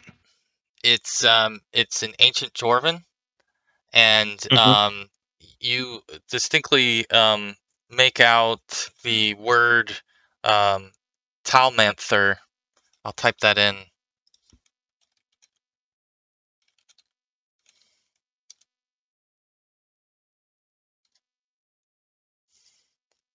Talmanther. And all right, so we're gonna do the first watch. Unless anyone else has anything else, I'll just process through watch order as you guys defined it. And there's 6 of you. If we do hour and a half coverage, I guess that gives you all about 7.5 hours of sleep. I know the elves don't need that much, unless there's another way you want to do it. You tell me if you want to do 2-hour watches and pair it differently. Just need 8 hours of rest to recover spells and stuff. I'm good with that. Okay. Hour plus each. Hour and a half. All right. Cool. As long as we can get our spells back in time to pray. Just before we rest, I will spread some caltrops on the entrance. Yes. Good idea. Did you want me to roll, Jamie, a healing proficiency check if I'm attempting to help people recover faster, if that will work in this circumstance. Or... Yeah. I think that determines, there's some determination that makes, right? If you make your check, then they get the +1. And if you don't make it, they don't get it. Is that kind of how that works? Yeah, I think so, because I can add or enhance Yeah. the daily healing. The healing rate is what it kind of sounds like. Okay. Yes. So you can make that roll to see how well you're doing that before. Attributes. Just gotta find proficiencies. There we go. Proficiency check, right? So a healing check. The wisdom, I think. So I've got a healing kit, so this might be. The modifier is normally a -2, but I do have a healing kit that's supposed to give me a +1, as well as the herbalism skill. So I'm not sure if that make it a kind of flat zeros out. Or... Yeah, I would. Let's make it a 0 out. In this case, I'm fine Right. with that. So I'll just change the modifier, then hit the dice button and see what happens. There you go, Bart. There you go. Get some healing going. All right. Yeah. So everyone will recover additional, right? So I've got my sack of bandages out and some salves and herbs and whatnot that I'm kind of wandering around between everybody and trying to assess the damage they've taken and see how I can assist. Yeah. So everybody's getting a little bit of care from the cleric, and you'll all receive additional plus to your HP when we process the recovery point in the morning. Your watch goes by uneventfully. You're paying close attention, obviously, to noise out in the open chamber outside of here, and you weren't able to discern anything, no movement or anything significant. Water dripping occasionally, splashing sounds, but no solid movement or anything like that came your way. And that brings us to Ervlor. Anything that you're wanting to do uniquely here on your watch, or Nothing like important to the party. I mean, just okay. scribe to myself, I guess, to keep myself awake but be paying attention. Like, I'm not Putting the sort of finishing touches on the tail of the Baron. tail. Yes. Okay. Mhm. Okay. Love it. All right. Yeah. So you similarly are hearing some splashing sounds. And so you're hearing some water splashing sounds coming from, out in the direction of the chamber. It doesn't sound like heavy, but you're hearing water move. Is pretty much the extent of all you're hearing. You're not hearing anything else. Nothing comes to the door, and your time goes by. You're then gonna wake up Kurza. I'm gonna tell Kurza to be just basically what I heard. Like, I don't know if it means anything, but hey, there were these weird splashing sounds. Okay. Is there any way? There's not like a, what do you call that like thing that you can slide to like peer out? There's no way to like see what's going on outside, right? No, I mean you could just crack the door and peek your head out, but there's no. Oh, I thought we like barred it, and I wouldn't want to undo. Oh, that's right. You did Yeah. jam a bunch of stuff in front of it. So Yeah. So unless there's a crack in it somewhere. Yeah. Right. If I can see out, then I'll take No a peek. peepholes. Okay. All right. Well, then I'll just tell Kurza. It might be it would be one of those situations like if you laid on the ground, you'd probably see a few feet, through the bottom of the door, like if someone were close to the door for sure. But you have pretty good hearing through the crack in the bottom of the door, and again you're just hearing water movement, but nothing else. Land based. Okay. All right. So yeah, Kurza, it's eerily quiet throughout your watch. Nothing catches your attention during during the hour and a half that you're sitting alert. Anything else that you wanted to do during that time? Now you said they were sorting the books in this room, right? Yeah. Hmm. So can I get, based on whether the piles are neat or sloppy, can I tell which ones they were trying to save? That's a good question. So yeah, you basically browse around and look at the books as they're sorting them, and it looks pretty haphazard in terms of the shelves are uh, categorized by language. So it looks like mostly the dwarven books are together, but it looks like they're all over the place. Like they're completely different types of um, eras that the writings are from. It doesn't look like it's a series or that they're connected to you, um, but you definitely can tell that they're sorting it by language or by the origin language. Um, Beyond that, it doesn't seem like there's any particular order or pattern to the way that they had the books stacked or sorted. But They seem to be gathering dwarven tomes. well, I mean, there's a shelf with elven tomes on it too. So it seems like they've got both elven and dwarven pretty commonly, and there are some other common books, but those don't seem to be on shelves. Those seem to stay in the crates. Okay, so basically it looks like they're probably saving elven and dwarven texts for some reason. Right. Do I have a skill for history? I have ancient history. So is that, in that ancient history knowledge, have I ever heard the term Talmanthar before? Great question. That's awesome. Yeah, see, give that a roll and let's see how that registers. Oh, cool.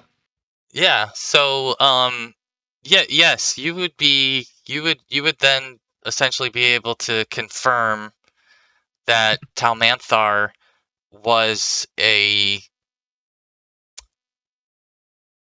fabled dwarven settlement that is believed to have been wiped out in an earlier age. But they were a dwarven settlement that again was powerful in ancient times and was not heard from for a long period of time, and was believed to have been wiped out. So that would be sort of your general knowledge of what Talmanthar is or was. Oh, it's a place rather than a person. Exactly. Yep. Okay. Well, that's probably all the pondering I'll do. That's pretty good, efficient use of your watch. That's good. Good investigation there. And you're gonna hand off to Ronnie next. All right. Ronnie, it was quiet for him. So, anything you're wanting to do while you're also keeping an eye out? No, I'll just stay hidden in that niche All right. and keep my ears open. Yeah. So about that, you definitely are hearing some noise coming from out further in the caverns. It doesn't sound like water. I mean, you definitely were hearing water and dripping and splashing and things along those lines. But now you're hearing actually what sounds like something solid moving, something heavy sliding or moving and shifting. Um, if you would like to make a intelligence check, I'll potentially give you some more information and describe what you're hearing a little differently. Okay. And actually, you know what? You know what would be better? Go ahead and do. I know you have a detect noise, right? Don't you have a detect noise? Yep. Yeah, let's do that. And this will allow you to characterize the noise a little bit more specifically. But it sounds like a solid object.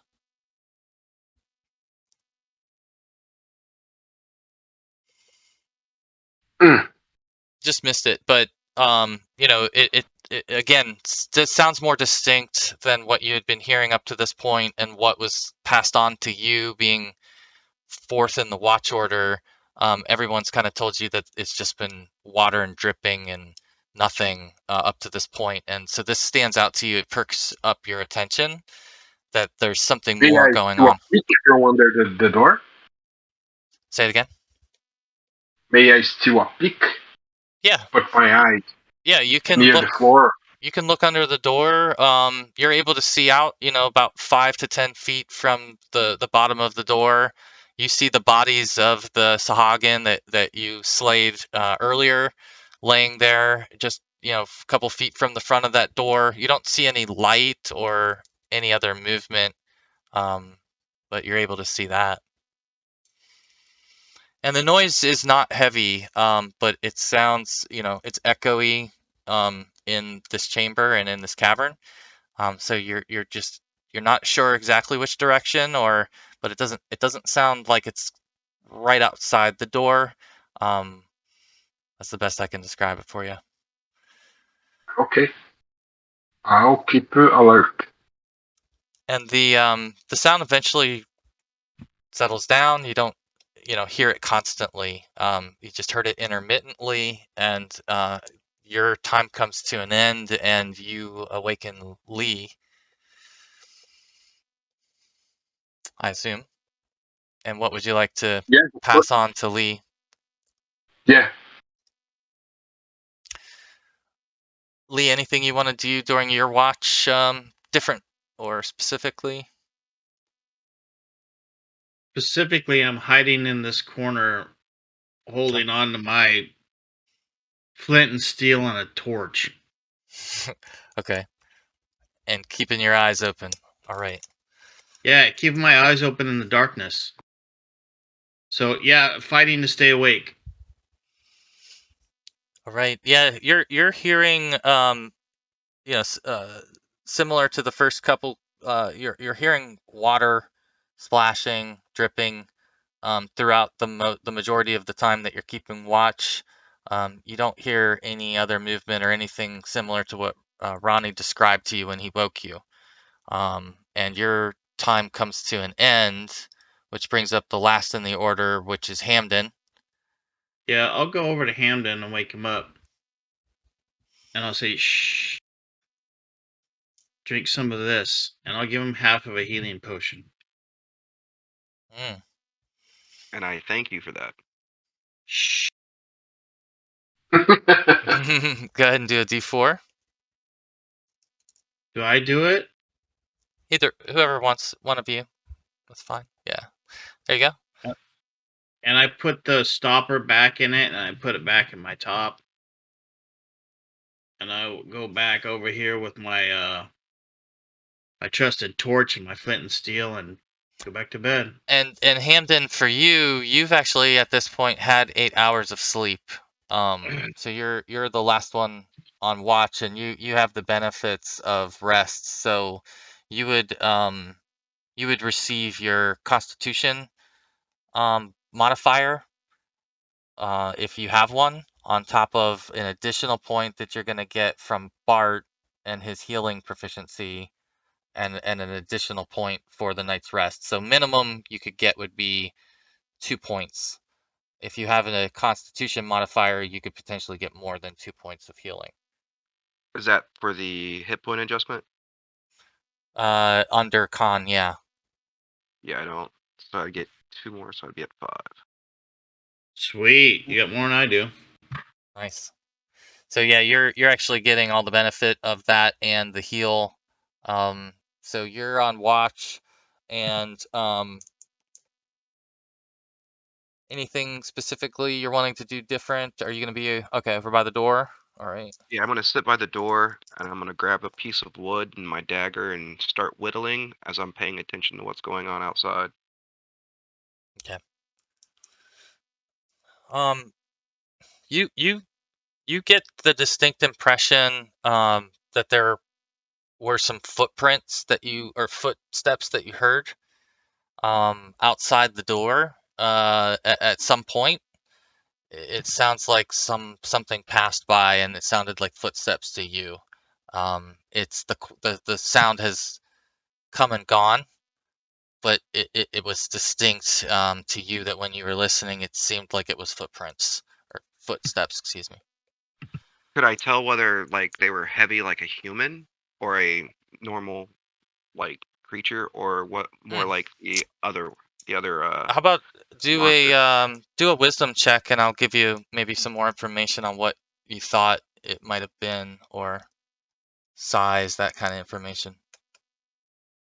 There you go. So it sounded like a medium or large size creature, not a huge size creature coming by, and you would assume it was probably a medium sized creature that passed by, and based on the roll that you had, it to you, based on the echoes that you were hearing, seemed like it was coming north. So it was coming from the south and headed north outside of this room you're in.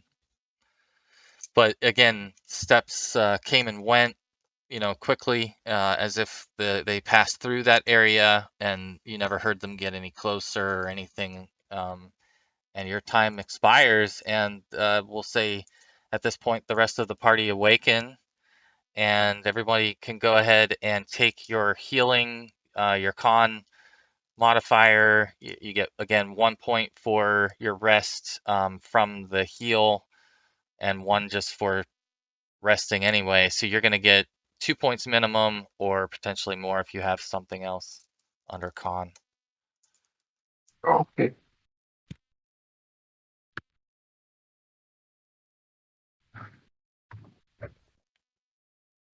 So looks like Kurza's full.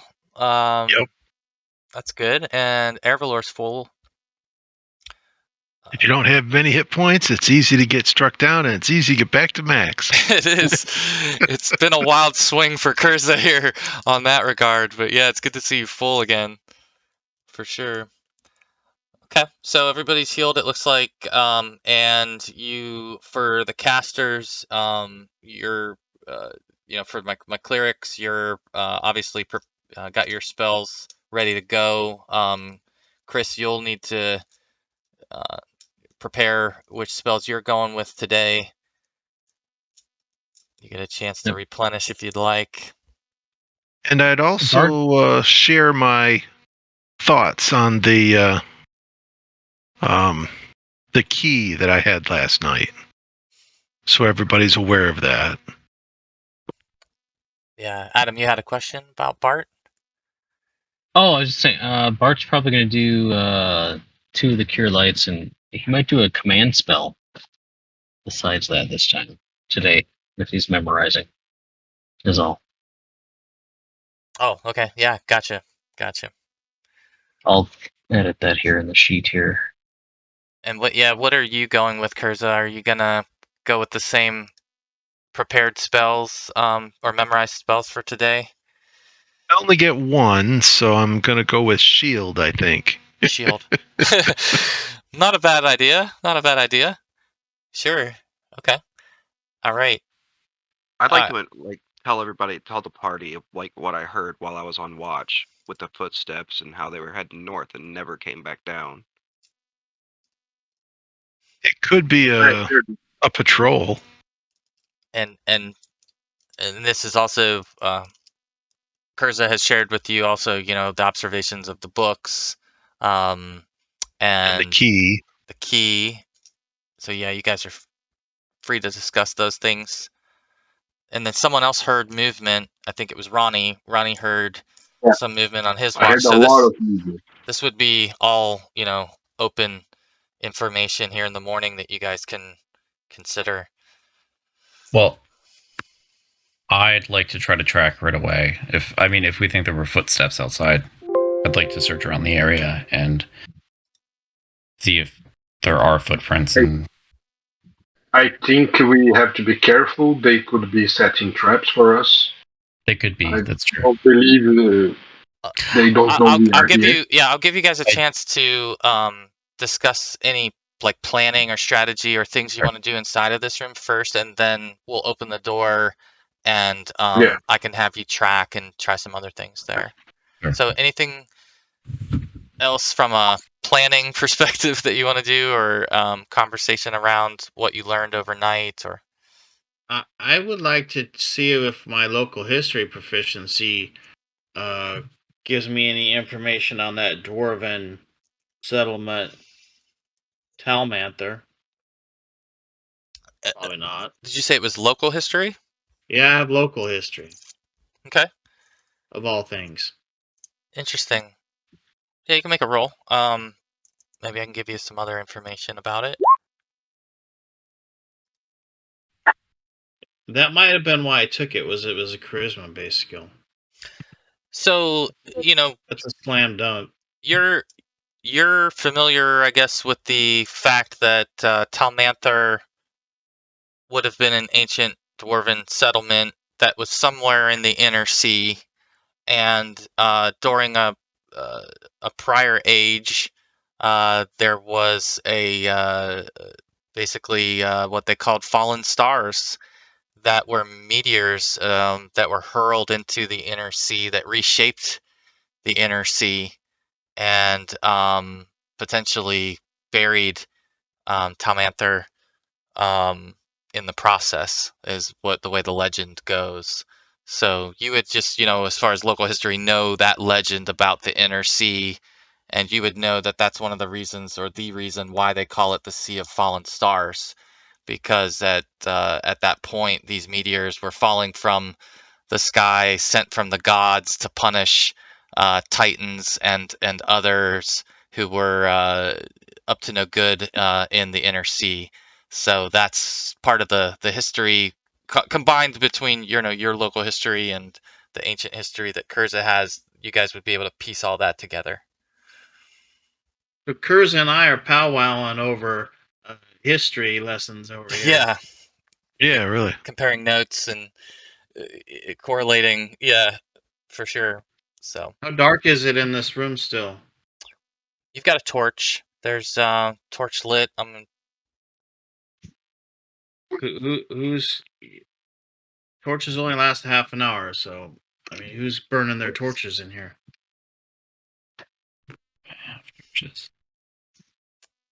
Well, I'm assuming that when you guys sort of gathered in the morning, you would have relit one. Maybe it was out while you were sleeping, but Okay, yeah, got some I'll vision. definitely start one then. If I'm back up and doing this, I'll mark off another one. Oh, the joy of the torch.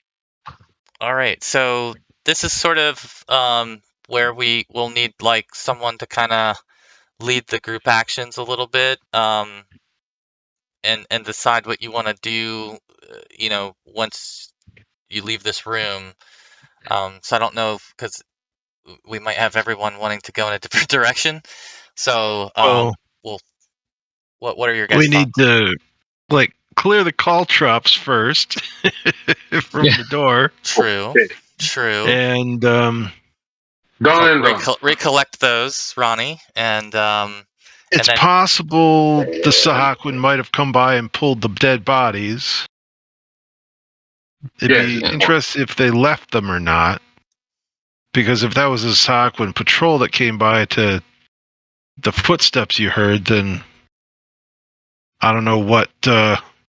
Why would they leave their dead compatriots there? But or not even call the alarm when they found them. Hamden said he only heard one bit. Yeah, there's only one set of foot. Oh, okay. I thought Hamden heard some as well. I did. So, that's right. You heard some too. Yeah, so we had Ronnie and Hamden both hearing some. So, busy place. Did they set up an ambush for us when we come out the door? Go ahead and put yourself in the order that you want to march through the door, and Go ahead. I'll go first. Well, Bart's wondering wanna if be left. anyone wants an actual, like a spell or with graces of my goddess of the mist to help heal I whatever want to ails rest them my yet. bow and go last. Say again? I want to read my bow and go last. Go last. Okay. Alright. All I right. think we should check Um, when we The other, go north. I'm gonna ask Hamden if he wants, the blessings of my Lady of the Mist to, Absolutely. help his vigor. It increases health. There you go. It looks like you're down a bit yet. I guess if you took a lot of damage in the last encounter, so Yeah. if we're gonna egress from this room, I would expend one of my cure light wounds upon you if you'll take it. Absolutely. What is our Thank you. plan now? how many people? How Yeah, many hold on. Sahagin were aboard that boat? Go ahead and you can go ahead and roll that. Who do you want to roll that? I guess. Yeah, that's up to you guys. I know that's it could be touchy. You don't If you want want to. I would think that'd be go ahead and roll it if you want, Hamden. I'll lay hands What- upon you. if you what is the roll? Is it 6 or what? Light. I think it's a D. Dang it here. I'm And dealing then- with PDFs tonight because I'm outside, so I gotta try and find it. No, in here, that's cool. No but, problem. While you're looking that up, you guys almost have an order set. You've got Hamden first. You've got Bart in the middle, Ervlor towards the end, and Ronnie at the back. So I see. I'm kind of thinking Yeah. from the Sorry. door to the left, How do I do that? the order you want. Sure. Oh, that's all right. That's just. Sorry for drawing. I Ah, didn't you're mean- fine. You're actually. Okay. You guys can do that if you need to point stuff out. So I'll be up a here. cure light is just a straight up D8. I think it if you is. want to roll that, Yeah. yeah. If You wanna roll Hamden, if you want to roll it, go ahead. Otherwise, I will if you don't want to. But it's up to you. There you go. Yes. That'll do it. That'll Full get me full. And So we- It might be a little creepy. I've got my cistern with a bit of smoke coming out of it, wafting it at you. And I have my You feel shield. You feel better, but it might be a little creepy, I guess. But It's a little creepy. So, are there any other from Ronnie? Were there any other exits in your or pathways to It's a transit straight from where you passage entered in? to the outside. Straight Okay. passage to the side, a little bit to the left, few yards away. I think 100 yards max. You get to the boat. Yes, that should be what we should do. Let's go see if the Sahagin boat is still anchored out there. That's a good question. Yeah. All right. All right. Let's do it. I've got But- my axe and my shield ready. All right. I have all my stuff. So we'll take On you our way- guys outside the door. You open the door and nothing happens immediately that maybe you were fearing in the back of your mind. But when you come out into this area, you do see that several of the Sahagin corpses look like they were disturbed, moved around, shifted, and by your count, it appears as if a couple of the bodies may be missing. You remembered leaving more bloodied on the floor than you see at the moment, but there are still several here. We should have 5 out here. Wow. How many are left? There are 4 that you see when you emerge from the room. The Baron's corpse, I assume you guys kept that in the room with you, although we didn't really talk through that. But I'm gonna say the Baron's. Ervlor used it as a pillow. Yeah, I think all Yes, night that it was a trophy that you could look at. It was so the Baron's body's in there. We should have put it on a peg outside the room. Damn it, that would have been all right. That would have anyway. been cool. That would have been cool.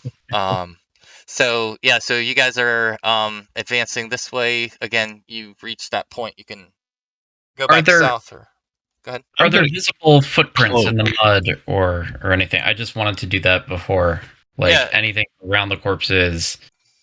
To me, Yeah. it sounds like wild animals or something. Something was here, like scavenging the bodies, maybe. But Yeah, it's a great question. So yeah, if you want to do a tracking check, Mhm.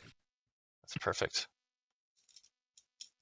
I'm gonna keep the Baron's cloak on the off chance that it might be magical and be able to check it at some point. go for it. Let's see. Here we go. Let's see. Oh, okay. All right. So yeah, so you do spot some tracks that look like they were left by some four-legged creature. That does not look to be Sahagin. And so it seems pretty distinct to you that there's something with four legs, medium size, potentially, but that's about all you're able to determine just by looking at the tracks. Which Okay. direction were the tracks? Nighttime predator. Yeah, they are Scavenger. going in Yeah. this direction. They started down from the south and then went in that direction like that, kind of traversed the rim. It looks like they did at one point come over towards these bodies as well. But again, you don't see any like evidence of those missing bodies. So those are sort of where the tracks are mainly. No Okay. drag marks with blood going in a particular direction or anything? It's like you'll see like a drag mark for a little bit, and then it just sort of is gone. It doesn't continue as if it was being drugged the whole time. Hmm. But yeah, there's Maybe some marks. something ate it. Yeah. Hmm. So are we heading straight now? To me, it seems the question of the boat is maybe a bigger priority. I think these Valid were question. wild animals, Okay. non-intelligent probably, but Yeah, I think Mhm. we should check the boat. So that Yeah, means just you're go ahead. headed this way. Is this the way you want to go back? The way that. Straight ahead, over the pool of water. Yeah. Is that the way Ronnie came in? Because I remember us coming from the south, actually. This is the way Ronnie came in. There should be a body. I did it by myself. Yeah, you guys get to Alright. through this area, and you do see a pool of water, as Ronnie talked about, where on the other side you see a partially consumed corpse of a Sahagin, right where Ronnie told you it was. So you do spot that. You get to this water. It's shallow. It goes to it's maybe about 18 inches deep at its deepest point if you cross straight through it. So partially consumed as in partially in the water? No, I think he meant partially eaten. Yeah, it looks like it's Partially eaten, half. okay. It looks like it's half of a Sahagin. To be more specific, it Yeah, looks like Alright. very clearly that the bottom half of the Sahagin is missing entirely. So there's There's something some in here, something feasting on the death that we've dealt. Yeah, in some this scavenger creature. Yeah. Night habits. Night habits. So there was only one live Sahagin that we left, which was the guard that Ronnie bypassed. Yeah. Huh. So one guy couldn't take a boat, so he might still be hanging around. Yeah, you guys gonna continue through the water past Yes, the corpse? please. Okay. Yeah, I don't want to stay in the water that long. All right. So you do get to the other side of the water. Hopefully this is opening up for you guys on your views as well. As you are advancing down this hallway, you see the boat to your south. So, you turn that corner and you look south and The you see guard it, was here. and Ah.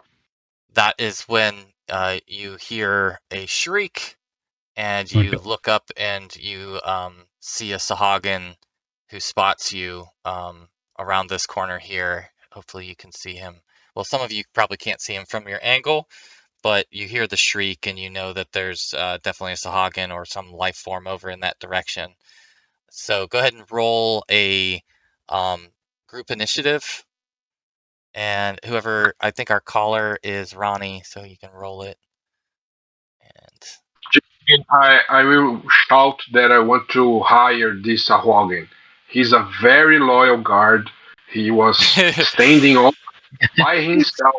Exemplary serves. Mhm. Very, And very he's still strong here. work. It's loyal to a fault, right? Yeah, very Yeah. strong loyal work ethic. He's holding down his spot. Okay, so yeah, Ooh, nice. the first, so this would be actually 2 to start with for you guys, and I'll roll him. Let me add you to the turn order. 2. All right. Mm. So you guys can just edit yourselves in the existing turn order that we have right now, and use your weapon speed or whatever you're going to do with the 2 added on. And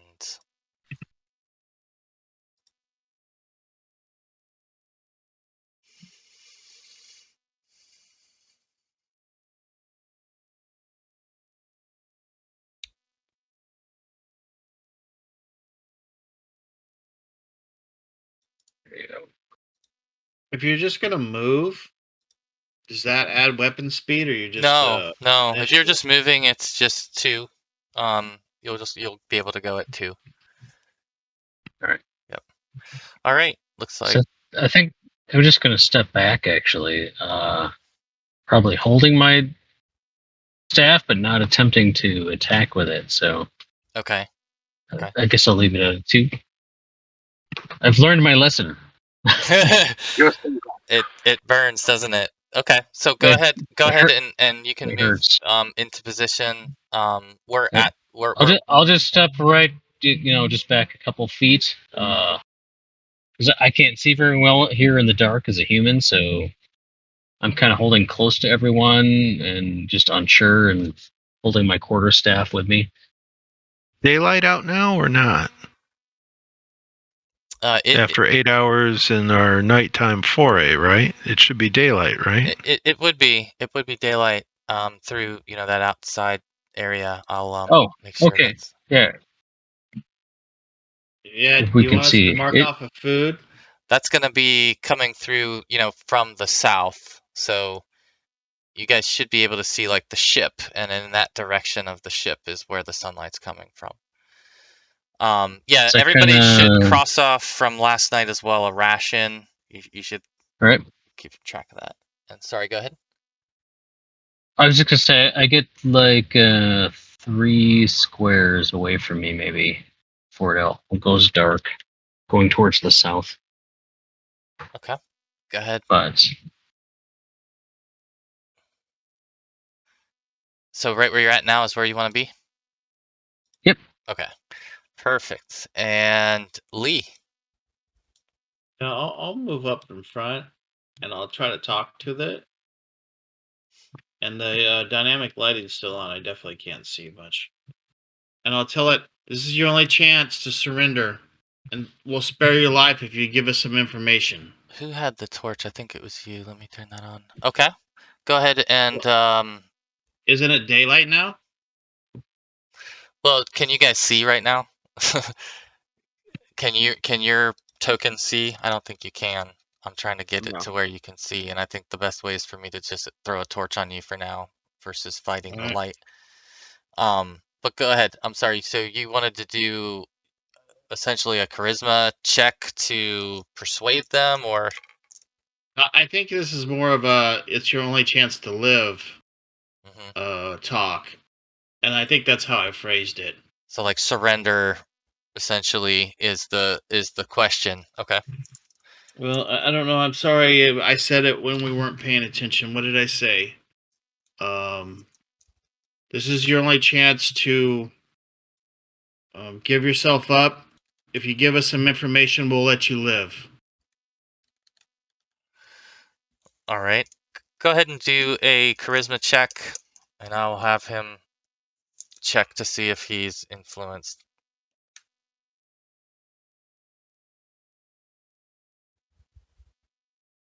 Sure.